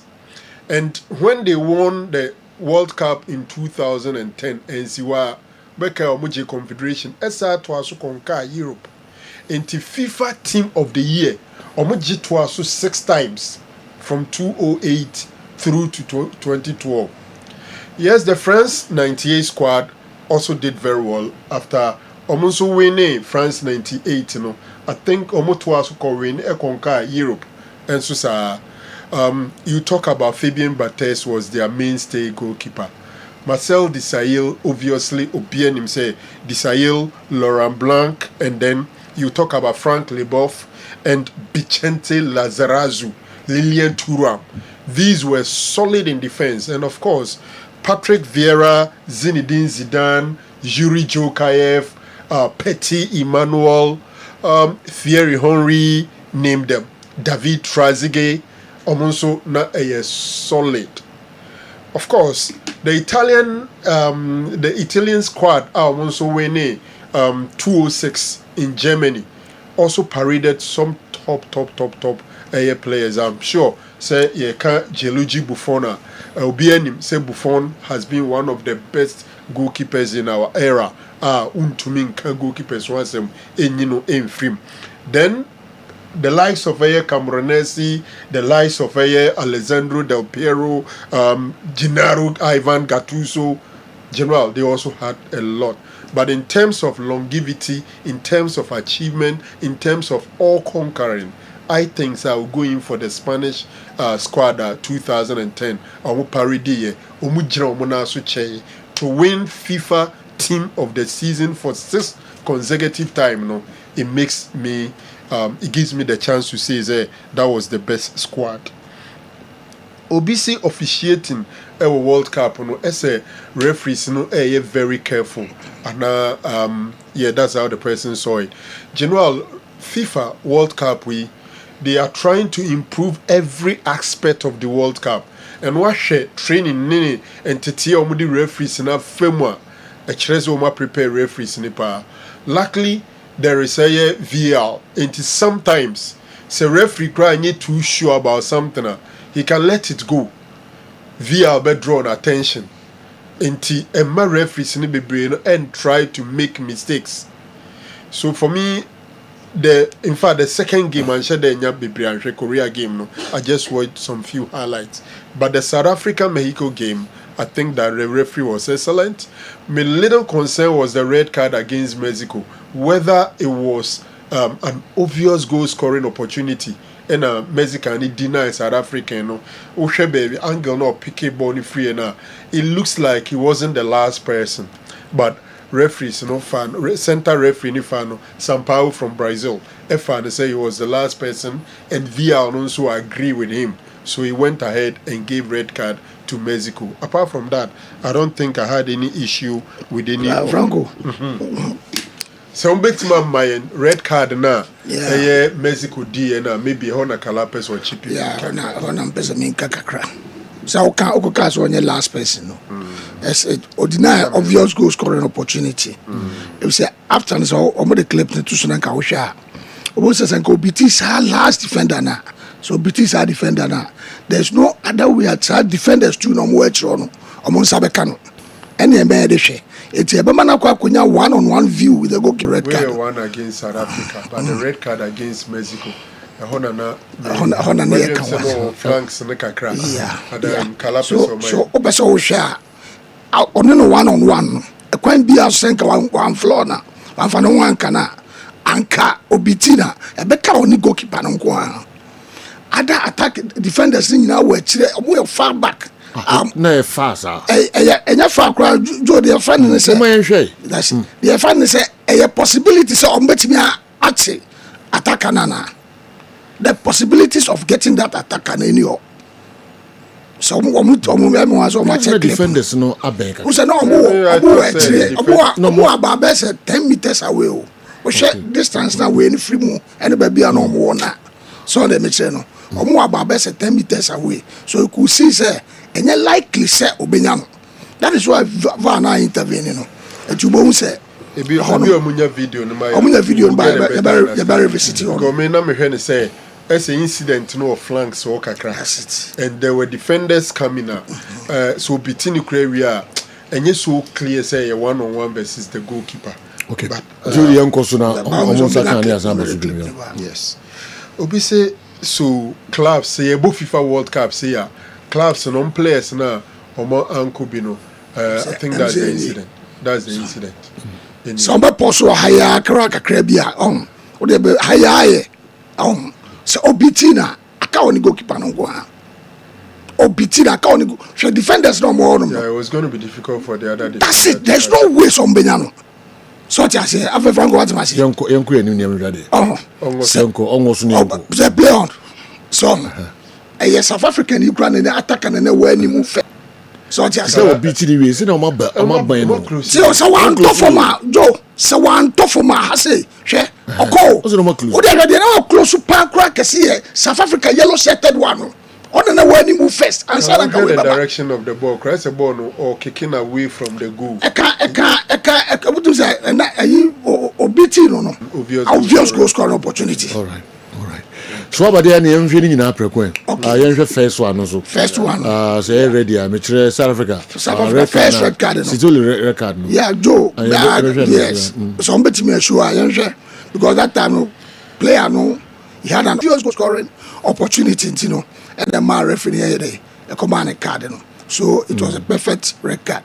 I can't be also Jaina Obesego. Okay. Now they thought say offside, but there wasn't offside. So they make sure one-on-one na baby Ojinano, a quite be also said one cana, but Uchano outside. It's super sport. Yeah. Yeah. Nana Omo hwese na a foul na or foul na one foul. That is why you walk and your mum you even though or form. Yeah. But no more hwese or foul and now one foul. That's it. The BDD is one foul, the busy or foul. That's it. A chinga crowd. Yeah. Joe, until I found your mum you know. You're In a careless. close shot now, mommy and hwese foul now. You're careless and reckless. It's where careless tackling, lack of attention. Who didn't chisa now do cockano no tough. It's a careless or no angel was over tough. And a ball is on the kuta ball. So they make sense. On the kuta ball now, dear anymore. It is so far as I know, no, that foul only a foul. And to get a foul be a CEO baby, referee on my card. On the make sense, say, a bibiana, a CEO babyana, referee bet me as a foul or dear on my card. But this denying an obvious goal scoring opportunity. And into the man come out red card. Okay. So if you watch you it, better that happen close shot. Okay. Now you have a foul away from this distance. Be brands and but Joe, my but obviously you make contact. I nipa na check. My share. Omo de ba as a tackle no. I said I be jar ho to na nim ho. One said foul no. Joe, the Korea mama kasa no. We no any ball on challenge for the ball. A ball on the DK kuta ball from this distance. You have a foul. But as we said, the name no koto. Who kind of fast one? Close shot. Okay. Odi ensaka. You know the view no na attacker ni din kan. That's it. Nti nye say attacker no po na be share we nanim. O hwe view na the attacker is leading throughout our nechi. So if there was any contact, you push the person down. Then na me bisa mo say contact no kra na ye box ni mu. Outside. Player na ko jano go to outside. My referee was so close say. You be really na in close shot now. Okay. I say first slap on and twice say you can red card nevi. Yeah. Show red card. Last one. I can last one. Last one there. Yes, a ball na suma. Okay. Ugo Bruce challenge you. Yeah, Joe, na ball na senka o ma me to me. Say Oba red we close seven we close shot no so unya ni ya. Obo se defender no. Okay. Close shot obo se defender na like and what's gonna make easy. This is it. We come in with careless. Who didn't actually know where they are.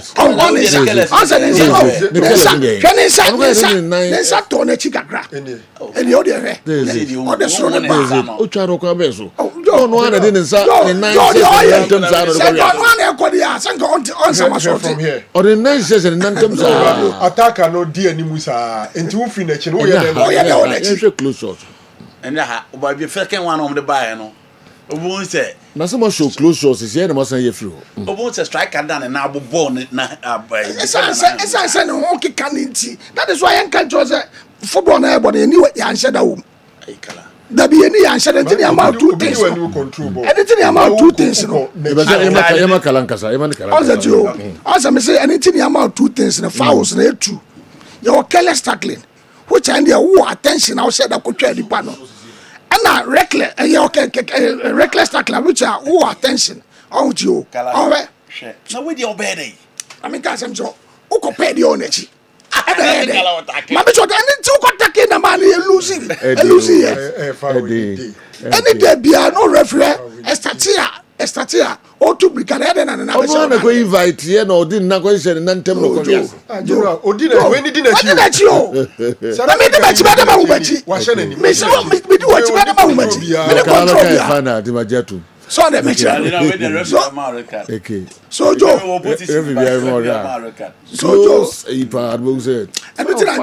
foul no Joe, my so say you're careless and are reckless. Careless tackling here, where you a lack of attention. Okay. Who to me can it no? And so who said me can be a who can be a man top form no. A careless tackling, a careless tackling. But as I say, one take care. I want free in chair for say any pattern I got chair and sana or the carry course say no. And my olusu balance. And I'll do in a chair sag man here a top form. So we take it as a careless tackling. And it's in a manner careless no or did it die obvious goal scoring opportunity. And it's in a man here or man a red card no. So a foul fine. Any day they see your baby or the fouler or my card. If you're careless tackling your card. That is idea it's here no. So young baby Obona soon. Okay. Also, on my card, so show a man red. I say outside, baby. I see outside. Outside, baby. Where they deny obvious goal scoring opportunity. It's no man red. It's no man red, you know. Okay. It's Yanko, you know so. The last record, we say. Joe Hasse no player no or strategic player no. It is a men a referee now. I can make a foul in South Africa, but I'm a South Africa player no red card. That is yes because what we referee now by day. Major foul in South Africa. Set you or they ball now or pass one on one. It's a say. Or player and go attacking no.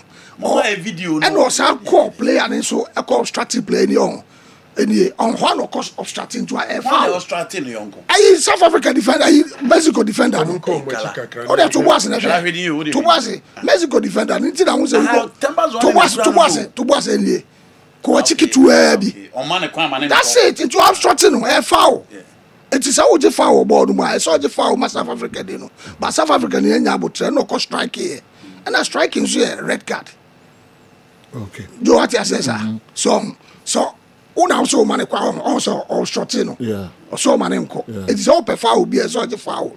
Then we say so born in Intino. And a map by South African red card. It is a foul, Papa Dia. I said the foul, South African, you know. Or said that ball. Or said that ball, said that ball. Oh, Gino, oh, that's the border. Okay. Obono. It's a red card. The referee no red card in come. But I had the men so one foul am South Africa player. Nelson coach foul. Menim say be beat foul for no amount. If was any more foul am South African no. No assign a man red card, yes. Say wow. When you foul amount, and I go for no go to blow. Okay. Sabina akwakoye. Ya je who to be when you foul.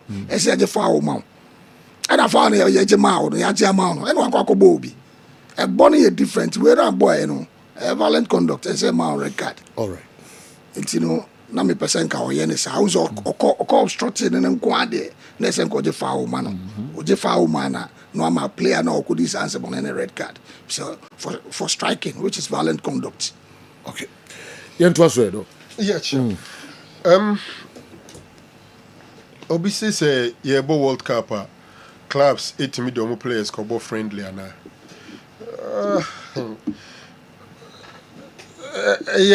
Arabian to the best of my knowledge. You see, when you say World Cup, I want to me more. But normally, World Cup, no, you born a bra almost every country, almost season about a year, especially big countries in any other.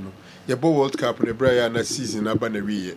Into a quiet thing, say teams. Around that time, that teams are breaking more players. Into the time who that friendly matches, no. But I think that sitting be it's possible. And don't forget, saying football, no, you were 3 seasons. You were the off season, you were pre-season, and then the season itself. Off season, every season, players be a 1 month to be anchored in a home. Means ya can manage. Then almost free off season about. No more baby pre-season. A whole no more koya hobo near day. A day abe season. Then the season itself. Usually, for players are more World Cup near dino. Yeah, na World Cup time no ya more off season. Ede amomo.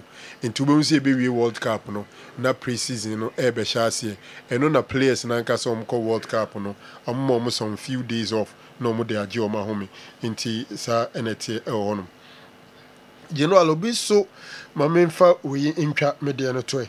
Obi beside say, Mickey Bekawa say na THB for an answer Kotoko from penny for no person more cancel THB contract. I know say the Kotoko board of directors, you know, as part of taking over from the IMC, you know, or more a review existing handing over notes and existing documents, more including contracts. Kotoko Wadada. No mashe economy to media faso, and to the best of my knowledge, they are engaging existing sponsors and as partners as Antikotokowo, including THB, until they've had meetings with them. It looks like they are making headway towards continuation. Into Nippon question will be saying that is what I can say for now. You know what I'm saying? My questions. All right. When we there, I'm me dime hook a crabby bar. Okay, me did a crabby na fi and came. And so then they know a becca home. Pimsan. And never come home. Nafi videos never buy and then do one. I'm told, say South Africa for the month for the more anger. A call so any questions, mom. Say quite bemwa, no busy me kakra because of the South Africa for no air unity. Nafi a month for and cut on Besomo Cabia later. A quite bema, more videos, you know. As instead of questions, I never Friday, Mudu Buffalo, echo South Africa for so do one. The kakra buy no. A boy, you know, and questions.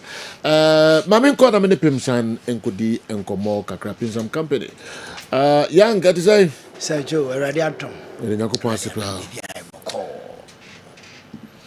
A guy, Sir Joe. A to say, Sir Joe. All right, man, to you. Well, Sir Joe, Yama will be a quaba, strong cosocra, and Famra, Pimsan Company Limited, a draw. I dear by friend again, and I feel me and son this one also. Ye dear by Caho, a year precasa gallic mixture, a guy precasa gallic mixture, a guy herbal tonic, and I feel a guy malamis. We a Pemsan herbal range of products. I know Pemsan Company Limited, ye de abba.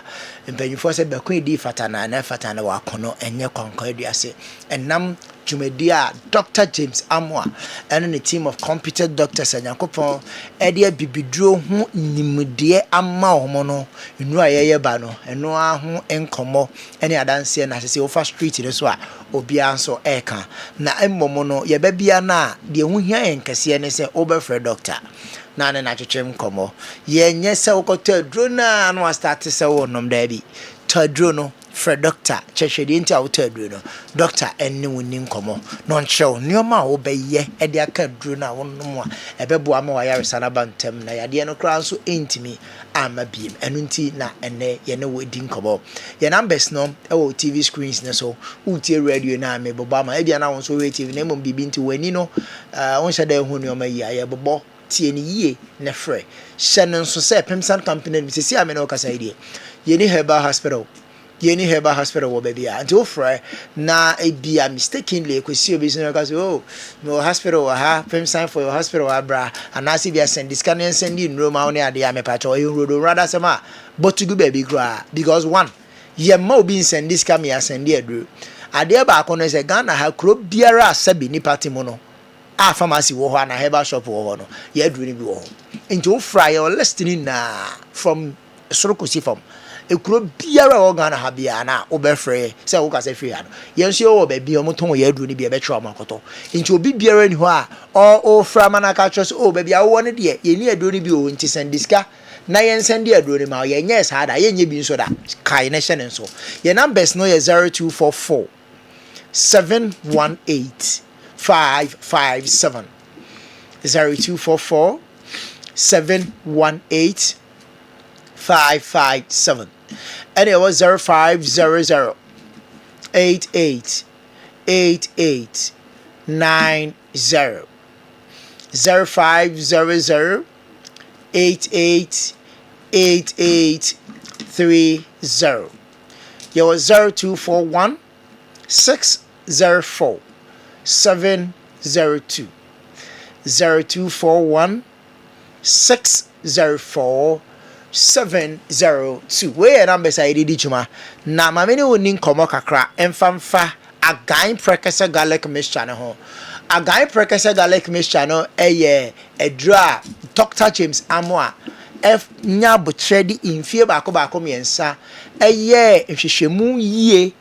broni beka say thorough scientific research na sign idea draw we ba bonten na but I ni na say first na ye prekese powder and I de ba say no prekese powder na ye jaye enu nti no nei no ye prekese garlic mixture and I ye ho adwuma say na ye de prekese ye de garlic ye de ginger any nubna ne nutan bia ano den papa ne aka bom and as a matter of an empirical fact this is the first time the Herbal Association of Ghana metre ye bibidro a doctor for ye bibidro Ghana hanum say no about Dr. James Amo about so say ono ne first doctor wetimi aka garlic and a prekese ɛde abɔ mu de ayɛ aduro baako saa combination no in the history of Ghana you been see that so unprecedented Dr. James Amo etimi akeka saa fruit ya na say nnuro yi aka abɔ mu a yɛde ayɛ aduro na nei no ɛboa di dwuma so pa prekese garlic mixture no ɛboa detoxify your system no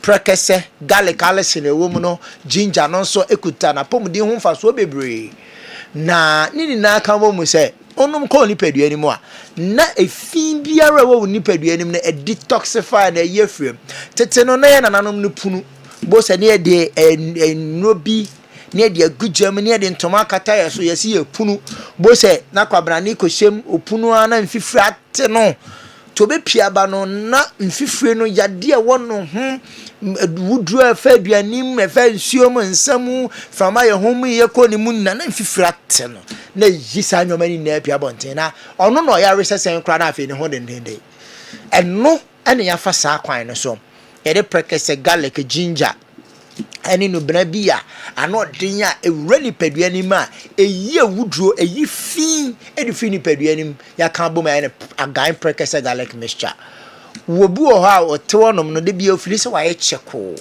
asa mamman ne srade no bro ni be ka se bad cholesterol na do so woni ni padua enti de bia no ofili se ase no onye okay wo sa ni pa na be hia prekese garlic mixture eboa awura wo liver nim o kidney nim na efia moja kidney ni so ne so no ababeta kidney ni mu ni na no ono prekasa garlic mixture akwa cleanse oni pagya ni ma cleanse o kidney nim afa so a cleanse o liver ono ni dwumadie ni se eno na enso ni nsuo aduane ni o ma fin bi e ba oni padua mu so no enso ne so no enyi papa no na mfa nya adwuma na afedi aka no na osone so a aduru ba bi ono so be emre eno nti na de prekasa garlic mixture aba no se bo modern se nei no ummeko hospital ne nko country se bia wanya liver infection bi ana bia wanya yade bia ba liver no hunti koto prekese natural powder na say koto agai prekese garlic mixture ni bi na bo modern se onunom oto afre number no ne doctor ni ho nkomo no nkyerso do benem no ebeboa wo yi pa akoma ni dwumadie nso eboa because eboa ma akoma no the cardiovascular system need to be ye adwuma ye nti pressure ababeto akoma no so asodi a akoma ni pampi moja bebere nam se ntini mu asisie na e de pressure eso bi anya hypertension ne sa anyoma ni na unyanya agan prekese garlic mixture e bebie ntini ama moja na adeda ni mu aye ha ama srade akota ntini ho ama moja ni ntimi nko ni na akoma no dwumadi a odi adoso na ohome to na ntika krabia na wa bre unanti kakra bia na wa bre adwuma kakra bia na wo te so da wuntimi na wo hu sa anyoma ni na no unom agan prekese garlic mixture na yini na afi amakoma no ahoden no apija na fe so ayi sa dwuma kesia na beto akoma so ni na afi ho enti agan prekese garlic mixture de enye obi o yare nko esa boost your immune system no e support white blood cells no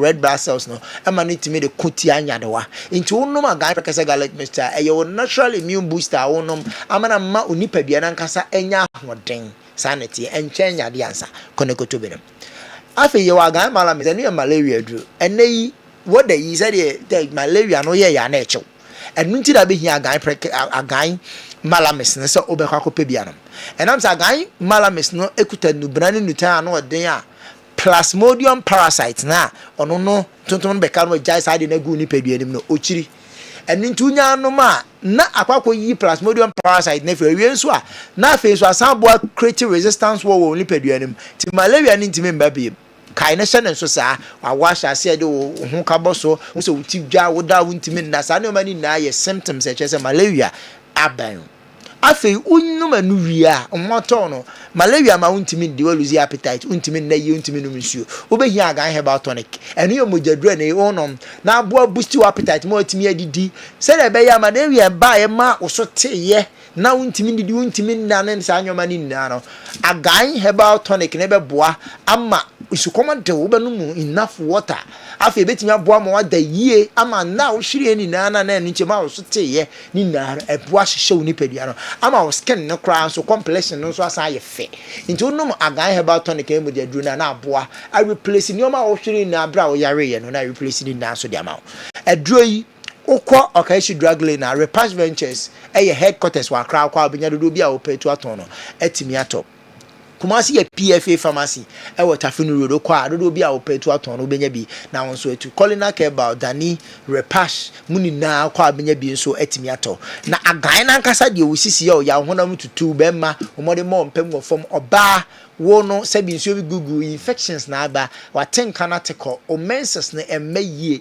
ubehia agan ni nsuo ne topaye no na odi edi djuma oto ma frɛ number no 0244 718 557 and after 0500 88 90 and 0241 604 702 Bomadi nko tobi na weekend day wo ye bema wo ye ba watime ato say yang gebeda say agai weekend you muntoto say de de to say no ene agai kan ho e friend numbers no ba bi obia no akọ na kope bi eto okay Kessben television emraso say yekọ eye andikem so ho na ehwedo no so de ebre questions na mo de bae no de mo se on answer ma mo na andikem trans na fi de obia enso de hunsem abremo Fifi say the best team ever at the World Cup is Brazil. The Brazil team of 1970, coached by Mario Zagallo. Number 1, Felix. Number 2, Carlos Alberto. Number 3, Everaldo. Afe Brito. 4, 5, Piazza. Number 6, Clodoaldo. Okay. Number 7, Revlino. Number 8, Gerson. Number 9, Jazinho. 10, Tostao. And I say 11, Pele. All right. Until the also at the Abano Fifi. Nko forward to Baba to Tuano. Na Eboa. Wa unim. They bit me Abba. All right. Smart by no. I know she pa. Okay. Fifi. So World Cup is also training in Abia. Wa unim there so ye. Kala minim so wafuto bi de ma Fifi aso so hwe World Cup ne bia Fifi de minu ano ntini kwa se bitimi ka asem bia mi ka se kaseti ano so wutu no fu so obo hwe World Cup ne bia de no onye o se no anso be hwe no hu ye because World Cup time ba bia hye no ahwe na so hwe no da so sa ana se futu ne be kwa ma wanso nti umtimi ntu no fu se onye bibi o sa futu ne be kwa ma wanso ni ame ade ma ede okay me ada man but World Cup ye hwe no dem ye hwe no abontene about 7 hours until that can na wada until dey biem amomachi all right until dey biem na beka bibia di wa kala until Fifi na hwe man na pass ma question open message or the amount on your dey biem okay Andy yanko kofu enjeno mbuofu da bi say na fese obeka say na dey ben ya yo Ebrebe to car from Abuakwa. Odru ye fi ho a opake ya o tifri ke man o da ho. Bre 5 hours atana ye o ti. Plenty am se born ye hwe no fi ye hwe no message no de o de ba enka hwe. O de ti unu ya Fifi no bra panyi Fifi na o kasa no. O David on me ti me ka di no as. O David ya sama kan yo. Ye hwe questions no. Yo. Fifi chao. Money na o. Fifi chao. Yo go. No, do akọ titi weda. Okay. What's it? Jo do akọ titi weda. Jo na mi busa se. Fifi do akọ oda. Kala okun bi. You know ko hin. You know. We go foreign kakra na. Some questions in the all about the World Cup. Even Ghana do play World Cup. Yes. Okay. We say first of all Portugal. Or say now Portugal a football country dada before Cristiano Ronaldo. And Cristiano Ronaldo na man big. You know question with them my answers are and obedi message ba say Portugal e born 1966 World Cup semi-finals. Into Portugal a big. Sergio the flowers in the sun and fam emano. Cristiano Ronaldo before Portugal. Now Portugal born 1966 World Cup. Emma Eusebio Ferreira da Silva I did the top scorer of that particular World Cup. Or more the semi-finals of the World Cup. If free on, it take Portugal 20 years. And so I said, "John, Mutimi Asabebo World Cup bill." So from 1966, Omuba Mexico 1986, eba group stage. Sata Biakan football and Obianca Portugal. After 1986, General Omuba PM in Japan, Korea 2002. Once again, now Omuso Omuba bebo the semi-final of the Europe 2000. Ama Zinedine Zidane and Thierry Mutim no. Aba be show mu 2-1 or the semi-finals. Ama France need to akobo finals ama France abeje. But still, even in those times, now you can football and nobody talks about Portugal. Because no one yet. But Ronaldo's emergence, it almost no more been place because before Ronaldo, there was Nuno Valente, Omu Ben Manich, Costinha, Victor Bayer, and then Luis Figo himself, Pauleta, Simao Sabrosa. But in 2006, Ronaldo na ball the last penalty, no, among mutim the court semi-finals of the World Cup. And you know, from 2002, Ronaldo be taking over from 2006. Those Figomo were still part of that team. Sergio, Portugal in look back. Consistently they qualify for every major tournament until 2008 European Championship of Portugal and qualify. So the presence of Ronaldo, no Sergio, Edioma Baba Bedru the level say in 2016 European Championship they won it. Omobeji UEFA Nations League mienu. You know, and the Portugal about to the level say ye ba be ka. Omo betimi agit World Cup aye bo Portugal di. And you Ronaldo nko alone. In recent times they produce quality of players. And their players are performing in Europe. But any power these are quality players than him, Cristiano Ronaldo. Ne timing said you, and a year can World Cup or more Belgia. Yeah, but Portugal did. But Portugal no. In the number of times on my baby people, on my semi-final 2 pay. The last time they played the semi-final of the World Cup in 2006. The last World Cup a boy, you know, a Morocco ni you almost free. Or the quarter-final stage. And think Portugal need team at the World Cup. But because of Ronaldo and the quality of players on my producer, everybody is saying that Portugal better World Cup. Portugal time. Portugal beat me at the World Cup. But say a World Cup near countries on my ben countries on my World Cup. Countries and people what did you say in the history and everything put together. They can win the World Cup and Portugal and come home. But because of Ronaldo, a lot of people believe that it is their time and they have the quality to win it. Inti Ronaldo there, Sergio, ne time we and a Portugal ababe dinasoa and a ka footballer obi a Portugal. Domestically no more Benfica or more dominating in the early 60s. But for the national side, it is Cristiano and Genoa. Let's give those flowers to Cristiano. Say the time he there, yeah, but Portugal it is him and nobody else. Referee and Mark and Timin can be. I think Sir Franco also about teams no more World Cup and they no believe it's a strong with general member some said type.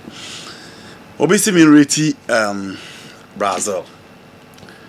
You know, interesting say you hear a lot of people talking about country that won the World Cup. They mention Spain, they mention Portugal, they talk about France. You know, you talk about England, Argentina, and nobody talks about Brazil. Reason is simple. After winning it in 2002, France Yomo in 2006, Netherlands Yomo in 2010. In 2014 was semi-finals. Germany Shomo, in 2018 Belgium Shomo 2-1. In the last World Cup they dominated throughout against Croatia. Emomo Belusu on penalties. Marquinhos. And it was the go West about penalty the same.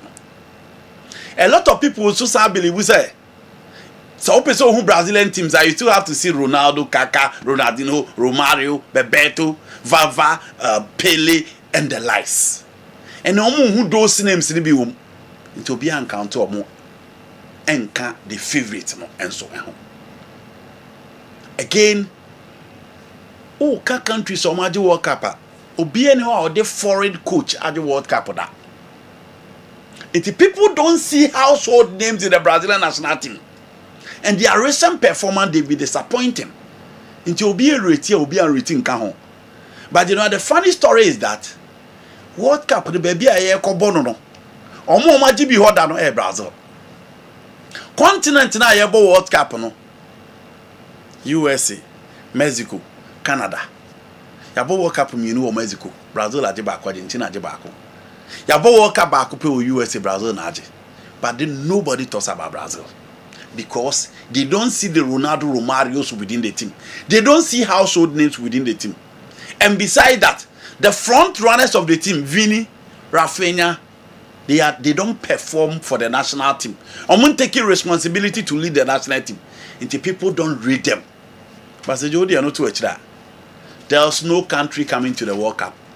I want Alisson, Esawo Gabriel, and McKinnos as their centre backs. There's no team. France for Konate, Saliba, Upamecano, Obi Andrew McKinnos and Gabriel. Ball on my ball this season.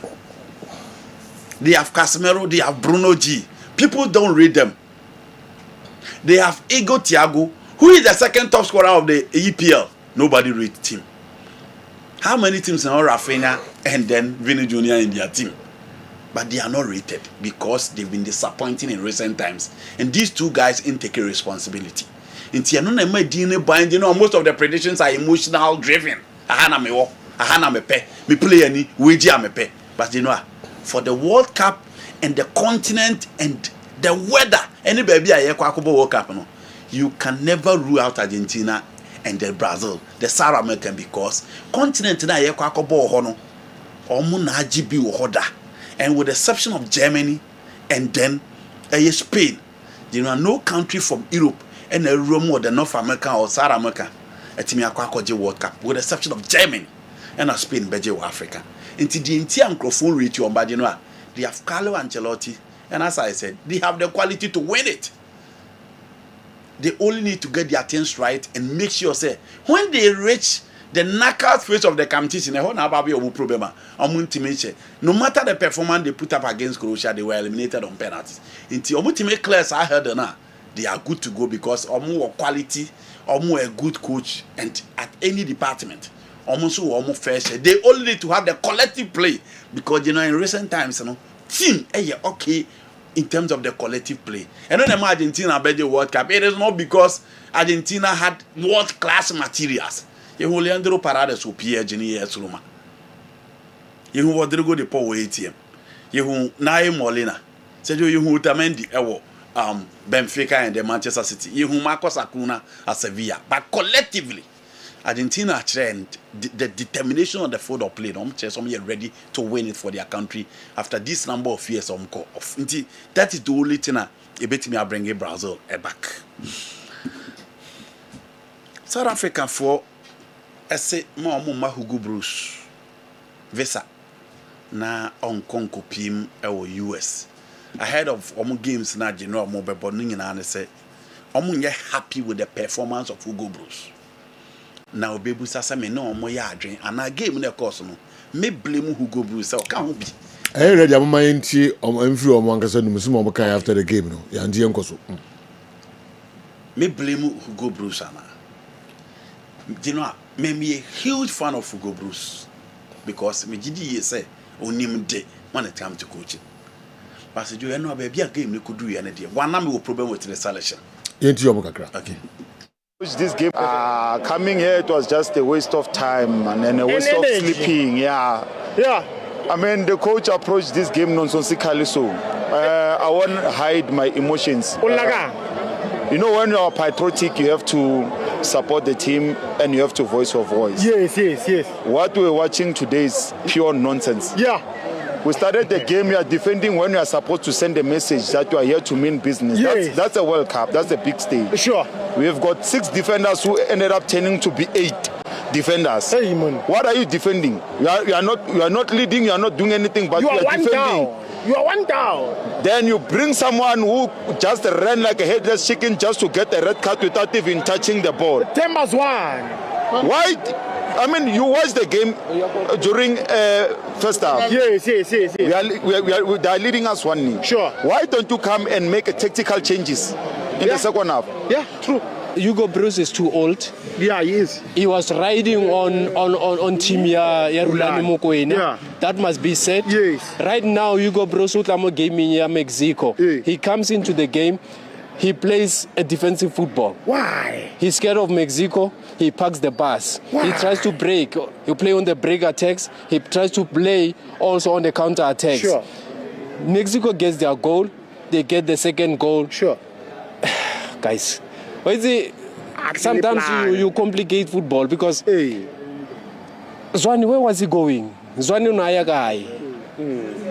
Where was Zwani going? Exactly. Zwani shouldn't have played to start with. Yes. For me, I would have taken Tito to the World Cup. You understand? Yes. Hugo Bros is just rewarding his boys. The boys that took him to the World Cup. He's rewarding them. Yeah, even if they don't deserve, but See, Coach Hugo Bros knows that whatever happens after this World Cup, he's retiring. He's got nothing to lose. It's so difficult to trust such a man who's got nothing to lose. Yeah. You get what I'm saying? He knows whatever happens, he's going home. Yes, doesn't care. So he doesn't care. So I find it very difficult to trust such a man. Yes. Same as Coach Adeslam Wadi. He did say he's tired.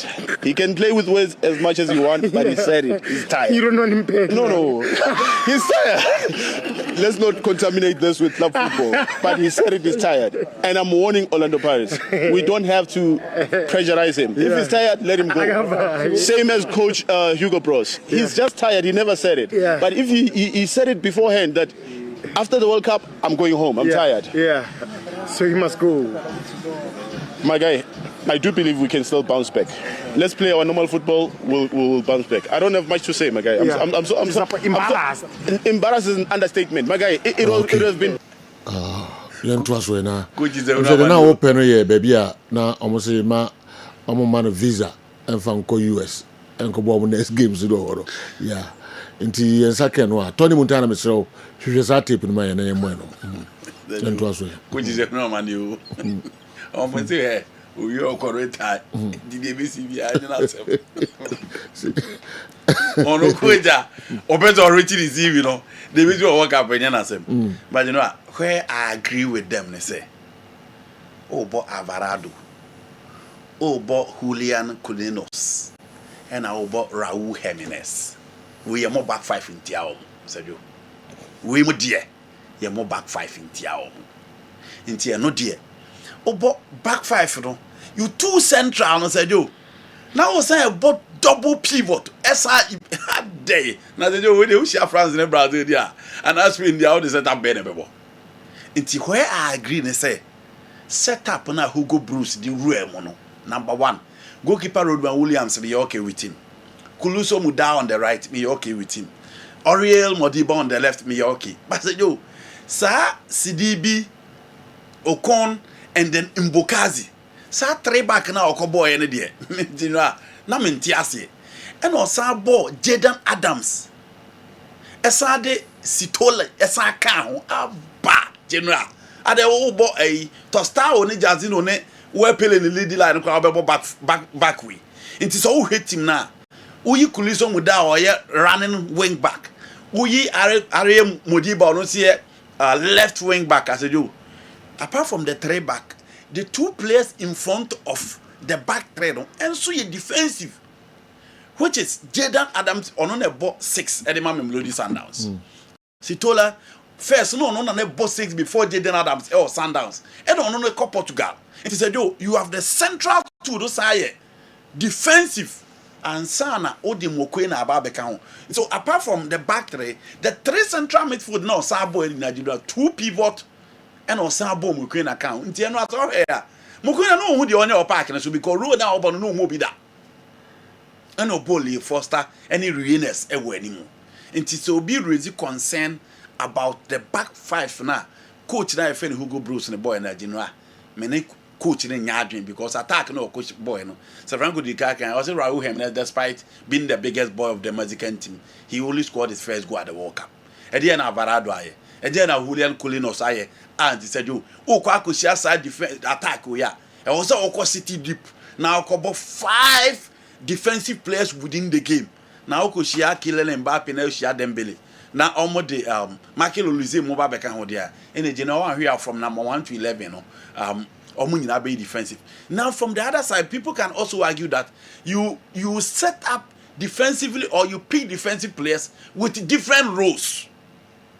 Bia what for defensive midfielder but we can attribute or the profile now who is obeying your offensive duties. But I'm sorry, Enra he was looking at Reines or Lil Foster some pick area balls na Mokwena did the drop no and then the long range did the drive nako nanka ye. But clearly tactically he was not up there and omo bonechia meaning omo yadrin baby am sane fans na say yadrin no the substitution of a quite of fast so the Tembazwani buy me who say coach ne fan say players in struggle or park so because their main goalkeeper at the pool the one also hold the center back in the or captain because the experienced man on the field of play no or the pool him he feels say by extension he needed someone to control and yamana ya koso park because said you so where do baby who say stage na sono do I think in second video into one see memo mabo video no yeah this is it yeah nti who say by extension he needed the leader on the field of play because Ronald Williams na that point no pressure na say corner so no nti onye obi an control baby or park so nti two na ni hwe bench no or the most experienced player on the bench and that is Tembazwani. He's the captain of Mamelodi Sundowns. Game no nya bimbo. But he's the senior most among the players around. So you Road when Williams if you are. No, almost say why the drones are akokwa. Why? You know the so only akokwa there no. Say we TV na me dey to as I come at him. Oh, okay. Mu wakakra first one e buy no can no data say turn your heart with me e ma yet no. Okay. But yentie do say man visa man ko US no. The only people is Donald Trump to deny Hugo Bruce visa to go.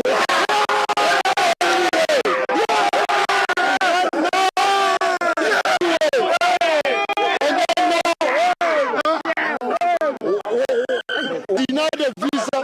Now you open the Strait of Hormuz. Mbata gang and police and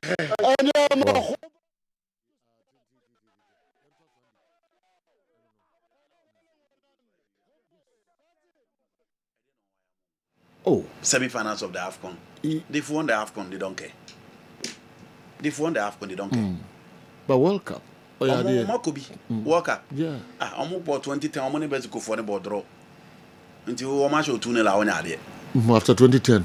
World Cup. They've qualified for the World Cup to do unless I go beyond the Omaye.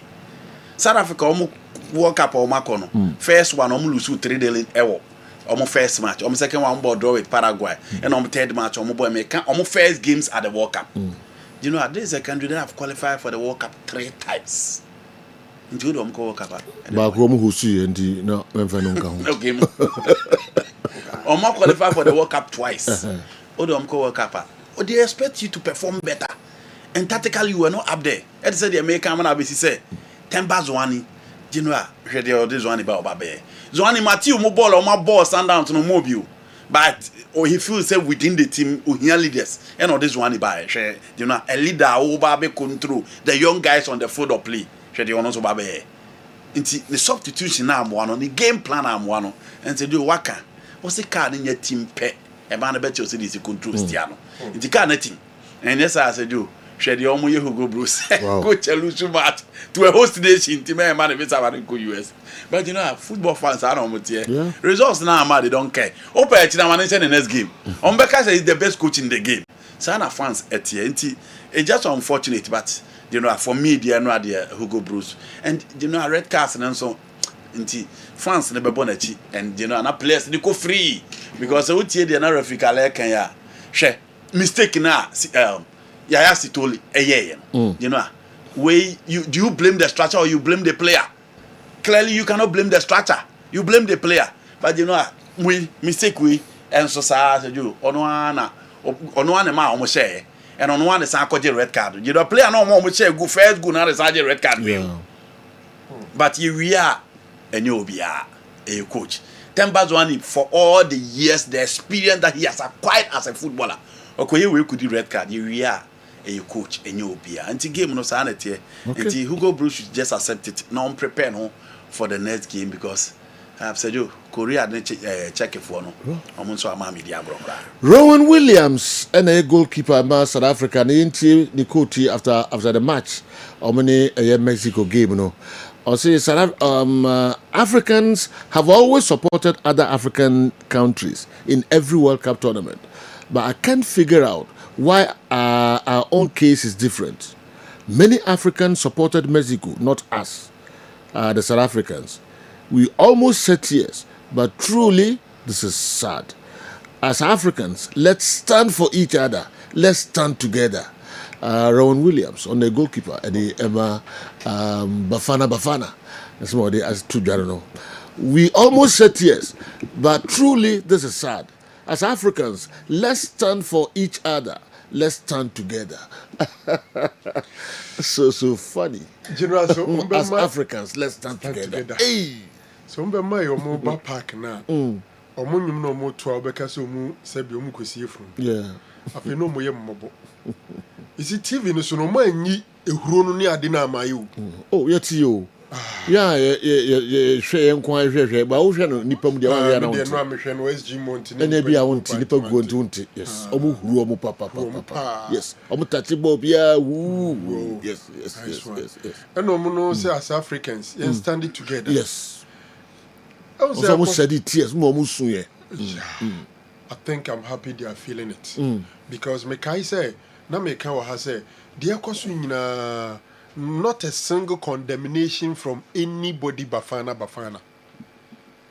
Na a dear Kosu or Momontin, so non and Crawford, I extend it at the Abomuso. And no, I born West Jimo. First, Mexico born the Tony General. Jubilation. Wow. Ubekaso Bia, Yakacho Biaso and jubility. Wow. And the second goal. Oh, now me hear videos that is to now to all your day. Oh, aye. The first goal, the second goal, go on the Toneta. General, I was like, wow. And so Percy standing together. Some message when they saw the man and Crawford, a brim Crawford, oh, Montaigne say, yeah, one. Into Munya Mobia and trying a baby. And some messages, and they should say to their people, say, we are one. We are standing together. Look, Oshe 2010, how South Africa supported Ghana. It becomes difficult for you to now say, okay, turning up against our own African brothers. But they don't see African brothers as their brothers. They are being volatile. And yet, message no dey bano.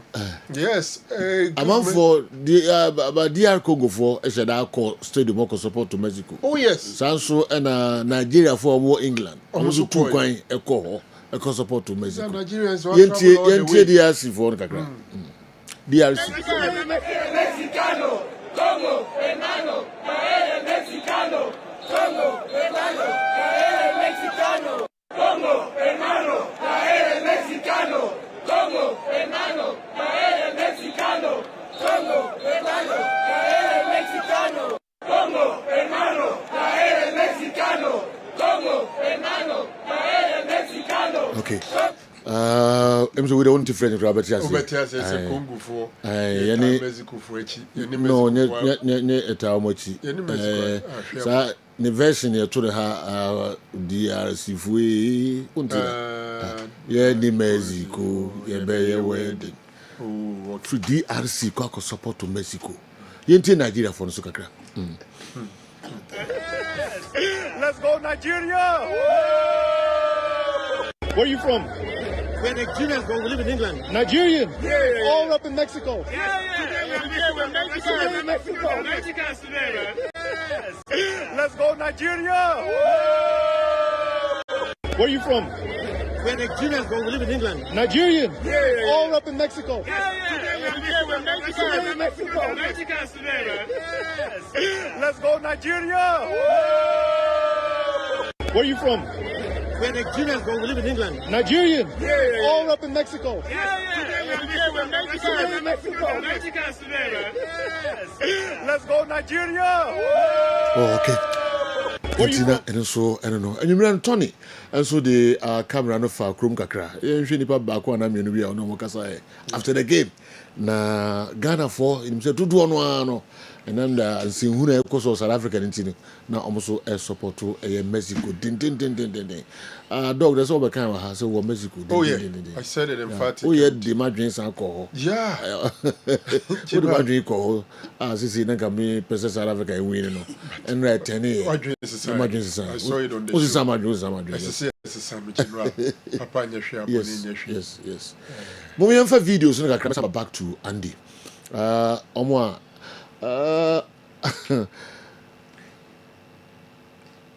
enye ready omo yenhwe kakra manfo almost any questions but omo the buy is almost support to Mexico the day we enfe no so kakra but you know bibenya punishment I think that South Africa had the punishment they deserve. Say opening match you have both 2 goals now key players me so I say the red a situation next game they are not available. I hear last games no more bono because they are likely to miss so many are straight red. Straight red in 2 matches. 2 group stage 2 matches in they will miss it. Yeah. After match they won 2 of their key players with the tournament so much man progress to the next stage. About 2-0 and me feel say the amount for the door na pen general say nipa do door can bomb with tower it sorry tiawa e can bobo no to say look at how their own journalists they can say who go blues or I cry then their key players even fail to live up to the billing on the day and I'm sure they are going to suffer in the other games. Them one year pass Ron Williams so Africans have always supported other African countries in every World Cup tournament, but I can't figure out why our own case is different. Many Africans supported Mexico, not us, the South Africans. We almost said yes, but truly this is sad. As Africans, let's stand for each other. Let's stand together. All right, most standing together. It was South Africa answer. Will be anyone standing together. They should go and tell their people. Say, we hear the support of other Africans. And you see, General, gradually, it's not even safe for South African citizens all over Africa. When you're careful, be one more, be farm ration in some way, in the all right. And the end was you are quite saying support who cheer. We are waiting for the other games, which we expect to be more disastrous. Kwame also don't call the way and so okay. You quite want to they will turn in your modin common. Honestly speaking, I was for Mexico because we can't live with our brothers and they will move to treaty. Some of the African countries say we don't reach their level. So we wanted Mexico to win, to at least in Cabo what they did, I don't think any Ghanaian supporters I'm not before very bad. And I made it because supportable. By a way, it was very bad. I'm a to support a mathematical. Next, Penang, I say 5 and I say at least a 6 and 5 people name 2 Panisa. Come on, well, how Mexico go about it here? Group stage, you know, your Morians are not qualified. Oh, sir. Group limit, saying now, they did not support Mexico, a African country. Now, there's South Africa, Ghana, they made up for South Africa. Because South Africa, you're the game was a game, and now the fans are better, just a handicap. Okay, Mexicans now. How much is the preparation for the World Cup? How much prepare well? And I know the game now, from the first half, it was a game for the Mexicans. How much I said they were well prepared, well rehearsed. Now, South Africa, but I think they need to prepare a lot for their next game. To say I'm only to Aswa, and Ghana, Africa, for the first time I have 10 slots. I'm going to show down for okay, Honorable Amo Kamel, Honorable Asukwa MCE, Ono Kasano, and a chat to them tools on there. Organizer in our fans, no, a core, overhead, no, Asihonum. Wow. the TV kakraka kobo homa manfo team Korea matches no be and the end was you know Nigeria for the obedience of South Africa for rivalry and until after the tension between General Sani Abacha and then Nelson Mandela after Omoji AFCON in 1994 yamo omo chance omo manko to aso e 96 yama Nigeria and community there omo tension what happened in 2000 Africa Cup of Nations omo show omo semi-finals and almost so about Nigeria one Nigeria go World Cup you know the tension is there but Congo for no the end for the solidarity and Nigeria and within games no said you will be sorry tia now you're strong I wouldn't character or best of fine South Africa or Munisani money TNM was almost fine. If the South Africans are calling for the support of all Africans, then they are either out of their minds or they live on a different planet. Victorious Collins, they are also the Abre, I don't know. Say players, you know, how do you even know say players will be supported and not be supported? On the other of can. Obviously, rated referee, you know, referees know when you're excellent. And no one BBI say game, no. This is now spot on. Over Africa, like marking a crowd, minus back up on the game, say, Kobema yellow card, Obeje foul, no, I'm a red card to 10 bars one. You know, he was spot on. And I was on the spotlight. We have a BR, no. And you know, decisions now, he killing, he was closer to do this. In the end, I was in Sampaio of Brazil, and I said, you are excellent. Oshe referee Kalakra rating of the manner. Okay. Internet, you know, I bet other referees stadium be see a pep for me. All right. Now, Obi say Argentina Ghana. World Cup na ye kuning na you know the otia and say Obi say oh Panama. You know ko competition bia. O ye your analysis. O hwetima. Ohu ne say wa ho den wo soro che no. Tima o hye na betim dia secure points. And social group na ye demu na o hwe points na general o betimi acquire to qualify from the group ye o gidi say so otimi hye Panama nko a general ye winning match achew 6 matches ye winning bi so imagine say ye ko hye Panama ye confidence level beba so confidence level basra England betimi a hye ye betimi a stretch Croatia to the final hour ni etimi akwa konya bibia free and your chances of beating Panama ye beko ye nim said you e wosoro nti engineer Panama Saudi bibia to edwa so far as the football and the World Cup is concerned said you number 1 Panama how many player bia oduru semenyo eno ne number 1 Carlos Heavy Jose Luis Rodriguez Blackman Andreas Ofa Moreno Ofka Avan Martin Oka goalkeeper Orlando Mosquera said you Ofa Obi to say Fidel Escobar only player bia udru semenyo I don't even think they have normal level of player in their team I've watched them twice only be inti say ba players you will be che osanse World Cup experience o mako World Cup 2 ye yako 2006 yako 2010 yako 2014 yako 2022 yako 2020 yako 6 times inti yesa wo soro che osanse ye coach oti ye bencha Carlos Correa's experience or what at the World Cup no coach Thomas Christiansen onibi osashi players ni bia ye ni asejo we have about 11 players are part of the last cup at the World Cup almost the last time they were not there inti bibia ye de kokobo football bibia de kokobo World Cup ni obi che Panama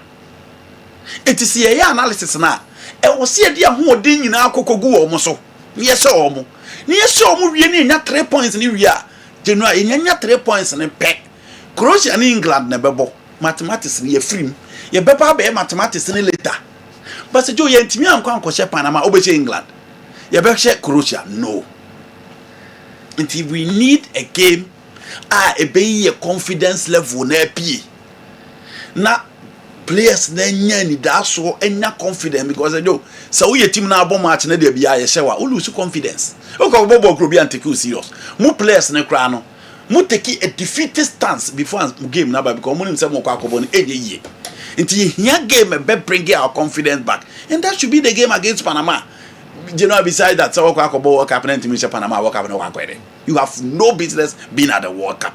Despite see a ranking or muchaye. It's a Ghana and be a case Panama as a Joe. At the World Cup, they are the weakest team in our group. So far as everything about the World Cup is concerned, you know Croatia, you do England. And to see the attention you call Panama. So and you know, Obiani World Cup no the last match. Obiani the first match. Panama for England, Croatia. They will be thinking about the Ghana game. Inti yanso ye match ye kwa akobo no ye Panama eno ho na ye dwene. Alright. Inti enu nti na ma Ghana na bi ye Panama. Minim say enjoy Black Stars emre omo eduru omo campaign base wonom kakra nsana ya ba beto aso de amamwe efri ha no mbetu kwa ko Toronto Canada no mbo match wi ya no masan back. Ye enjoy omo kakra emre omo lande ye no. Alright. Intina and also I don't know Black Stars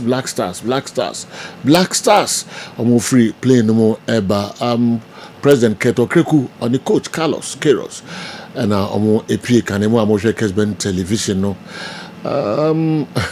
enye easy dog who feel you omo na. Yes, I like the traditional you know say penyimfo no ahye omo de kente and I we know a good money omukum no fra no who Keto Kreku no Carlos Queiroz, and then the players and outfits no I think Pima for almost some traditional touch Ghana and then Obia mo fra Gunikoma looking good okay, at least you see the Ghanaian identity in there. And I'm not sure I'll move through your Moko hotel on Kente it all looks good. Airport to Amsterdam Paboka Krakow so Benjudasare and a Fatao Benjamin and a Bo Christian and a Muslim prayer no so Fatao. We need to meet it and more na you a bit meeting a crack. You enjoy prayers in that right.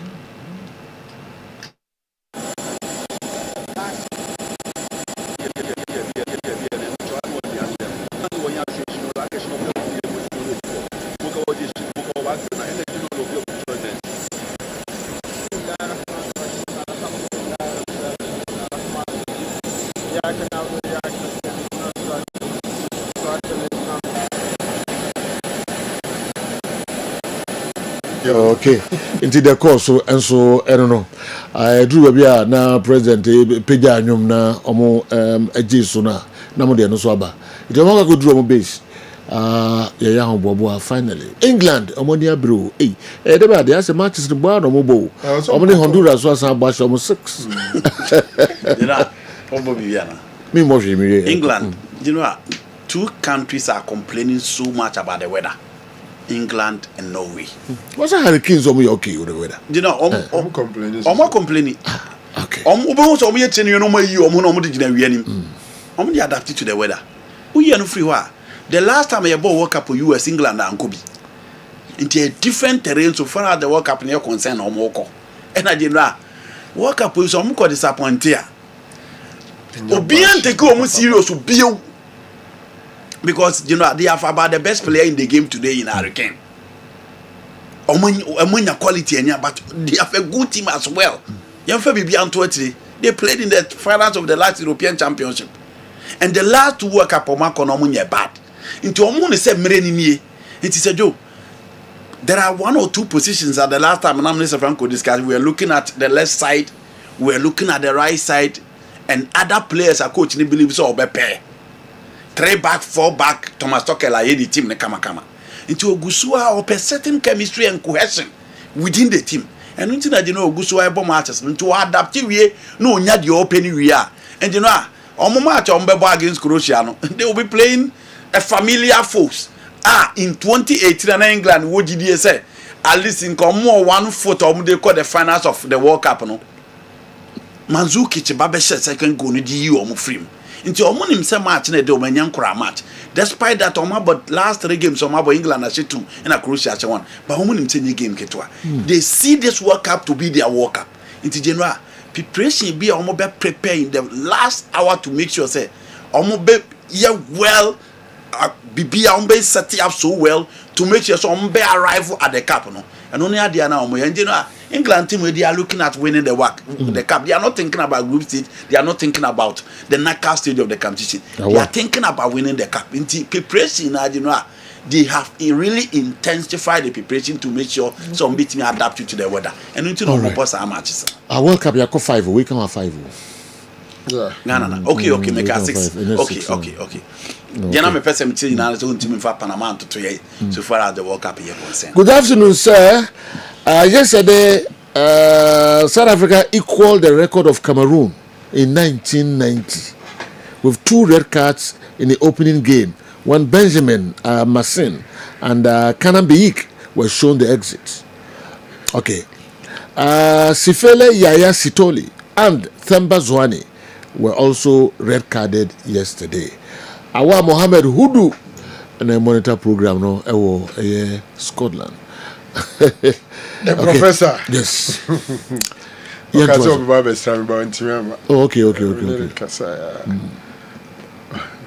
are you in Combine 11 Ghana and Panama.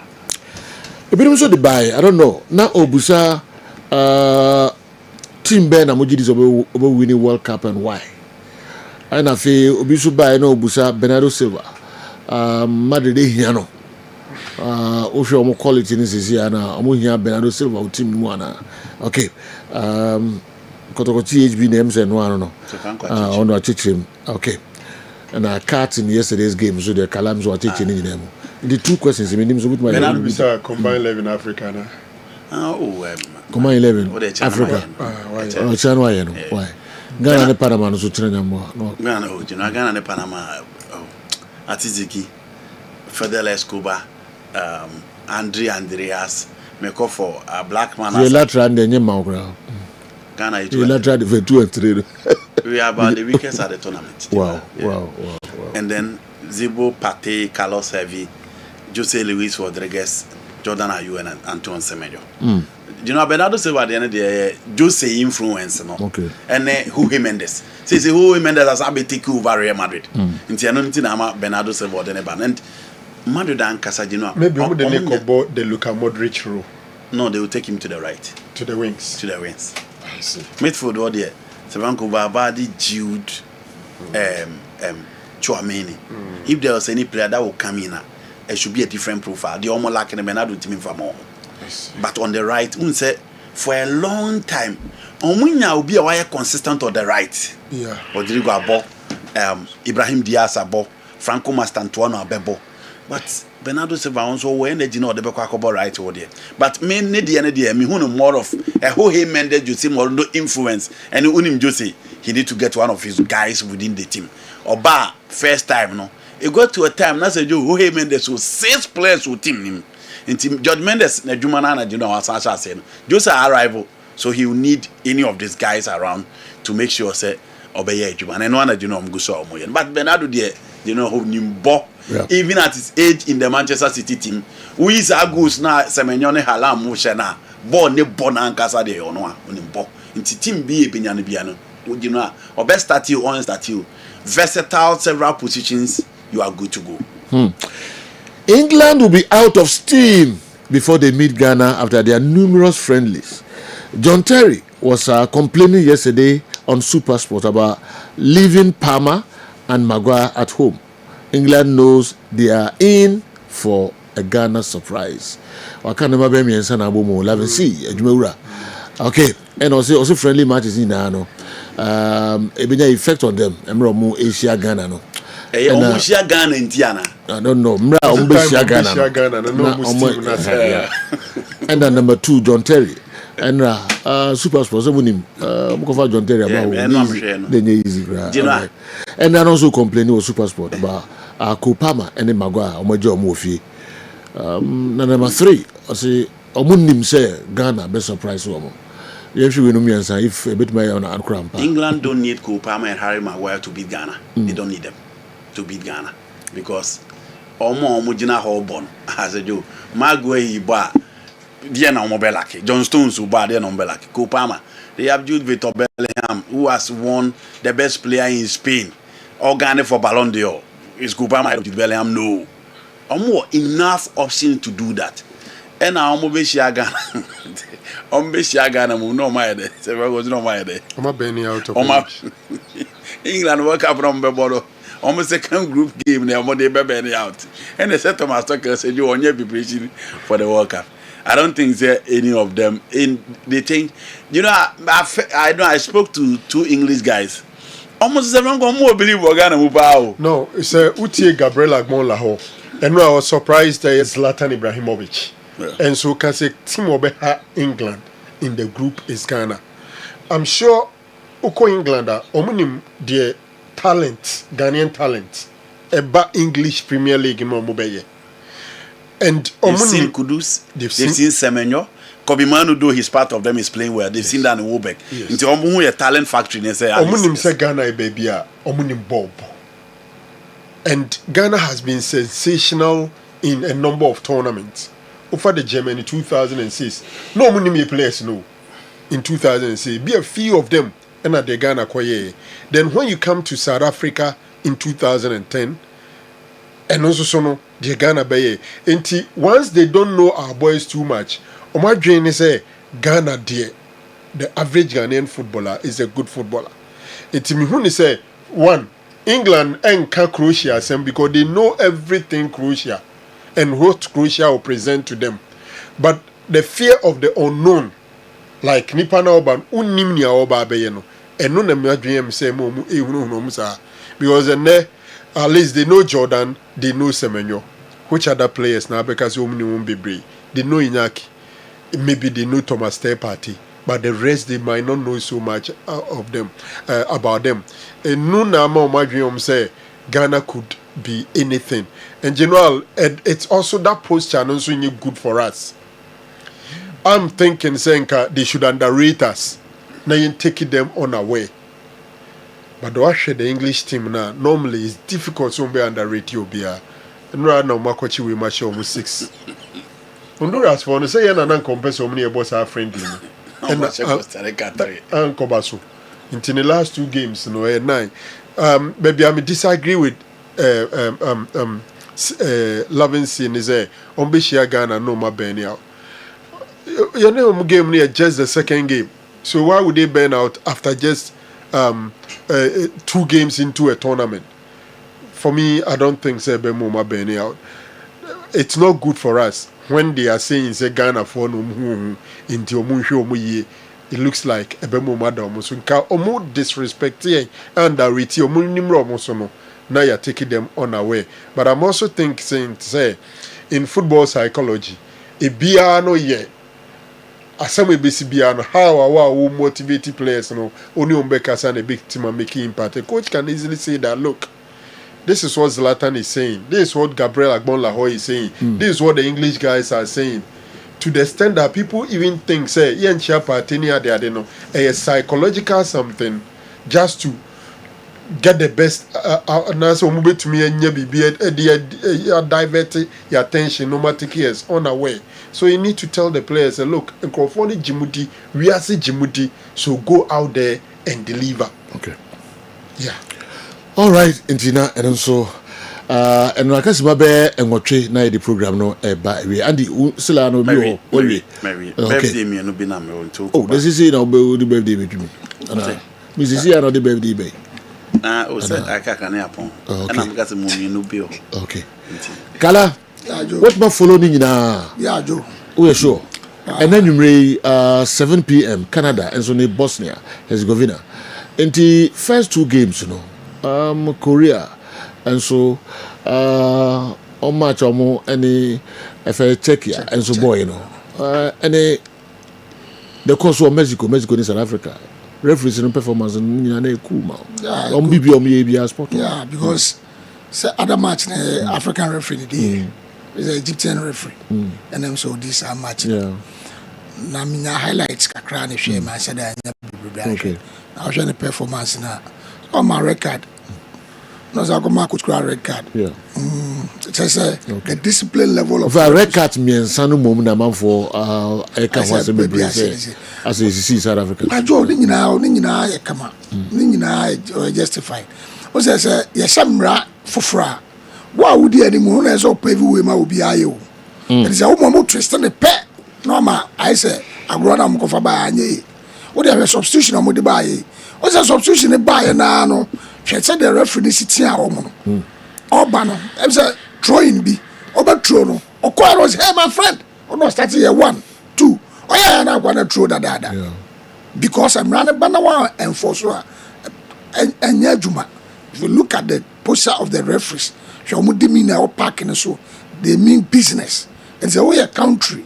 Nasa o ko nasa office obejeja ho okwa say and I mean premempra they will never forgive you. Okay, they should be very serious. You could see say I'm not referee who say look at position the biawo. He's always close to the action spot everywhere. Some me who say FIFA for the ababia me who kilometers or running or parking so but I'm somebody baba I'm here on too for Endrano. He did very well and everything. Now, Oye Biano, what him say, he was spot on. Our hune, a friend say, an intensity out there match, you know, and because ye counter attacker. Look at Ubacono General, ye base was now. Every good referee Biano, Sana or Tea, who say Otubrika, because for the first 10-15 minutes, you know, he watched the game. When who said there will be America City, when who said there will be about the game plan, and he see you up and one who said, I said there be a Mijina, because number 2 in a baller, Obefa, number 3 in a baller, Obefa, it's almost starting up and watching now. No one would the OAB. Okay, so you're interested in Namia and the matches, no, the same referees, no, about Kosovo, I'm saying my second match was African referee, but I'm making Canada. Bosnia Herzegovina. Yeah, all right, 7 p.m. Yeah, enjoy so Obe excel Ebema and Yama Akoya Maya. I wish you are very good, sir. I wish you very well, so I'm Omaduma, Obenya good game. Now in the end, African countries have historically backed their compatriots in every international competition. Okay, as long as the competing nations keep close bonds with the rest of the continent. Okay. Algeria at 82 World Cup, Cameroon at Italia 90, Nigeria at USA 94, Senegal at Japan Korea 2002, Ghana at South Africa 2006. For instance, 2010. For instance, Morocco lost to the host nation of the World Cup in 2010 to South Africa, mainly because many African national federations supported South Africa simply because Morocco had withdrawn from the OAU, now AU, from far back as 1984 due to OAU's recognition of Sahrawi Arab Republic, Western Sahara, which Morocco claimed to be part of their kingdom. Okay, as long as ongoing hostilities towards fellow Africans in the Rainbow Nation South Africa continues, the rest of the continent will continue to support every opponent of South Africa. Usubempa and Apejawi, and so they are braying. All right. Kekusi Bayana Bofusemno. Though in 1990 World Cup played in Italy, Cameroon beat almighty Argentina by a lone goal with 9 men. Argentina then boasted of players such as Maradona, Caniggia, and Buruchaga, whilst Cameroon had players such as Thomas Nkono, Kanan Beyik, and Oman Beyik, Cyril Makanaki. South Africa lost with 9 men. For that matter, did not equalize Cameroon's record. Kekusi Ajuso Bisiase and also Apeja Wede Breya. You say an aspect of the record, and then the panic say read me no or dino. Yeah. On the game, no, so you call it. Okay. Not the scoreline. How can Andy Kemp say that our laterals are about the weakest in the competition? Does it mean that of Curaçao, Capo Verde, Panama, Iran, Honduras, Haiti, Tunisia, Iraq, Paraguay, and the rest are better than ours? Who are even theirs? Why does he always underrate us like that? Because you're Friday. It's about the West. Now, Kessben for the last one, which I want to say to you. So, no, she can't. They not just say make sense ka meet me aka latras ne de na junior latras odi obusa say enti woko Curaçao no junior the question doesn't come in Panama Iran yenko hwe omo so latras ansa na ka say de no is the west. Oh, is that so? Yes, me say it's about the west. Na Kessben is almost the same thing. David. Okay, all right. Kessben the phone obom with na ye betimi ase Paraguay. Okay. Kessben the phone obom di omo so emu the last upon we hu Iraq ni Haiti phone na that was near better than us. Okay, all right. All right. Akwese fane yemfa wo de no so NC ha na fe birthdays no yemfa ntwim tentem time no ya so answer ma menye me de na time no so na fe ya pege mu akọ tentem referee Dauda Seidu na ose owishi action well action Dauda Seidu so no na call University of Education na usom no te say de kwa bi esom ne hene no na enyasem ketwa kra wo kire nua dopa e de kire no enti onfa wo nia gro nyakopon e aduma o kina na wonya wo hokafo a mo ye nika e wo ye damongo nika no any wedding na nkasa damongo e ho na ebekoso na fe ne kwasiada maba atebubu e ho na mba be ye walima no wedding feast no bibisa nti mba be ye eno so e wa atebubu wow enti o show well congratulations we a special one free referee Dauda Seidu.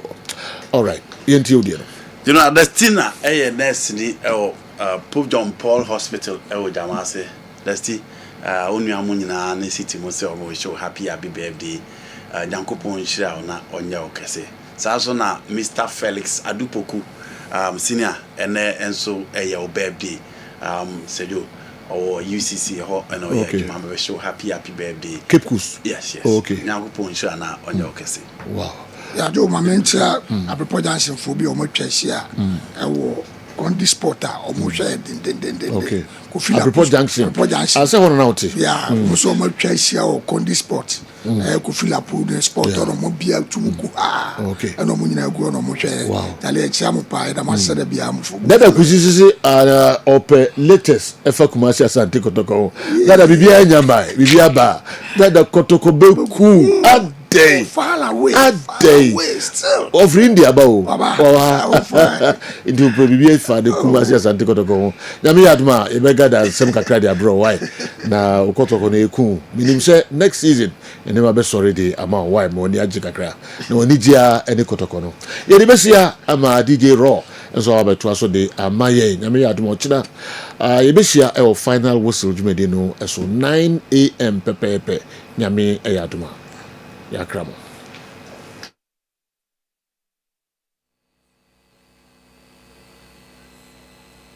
Pause.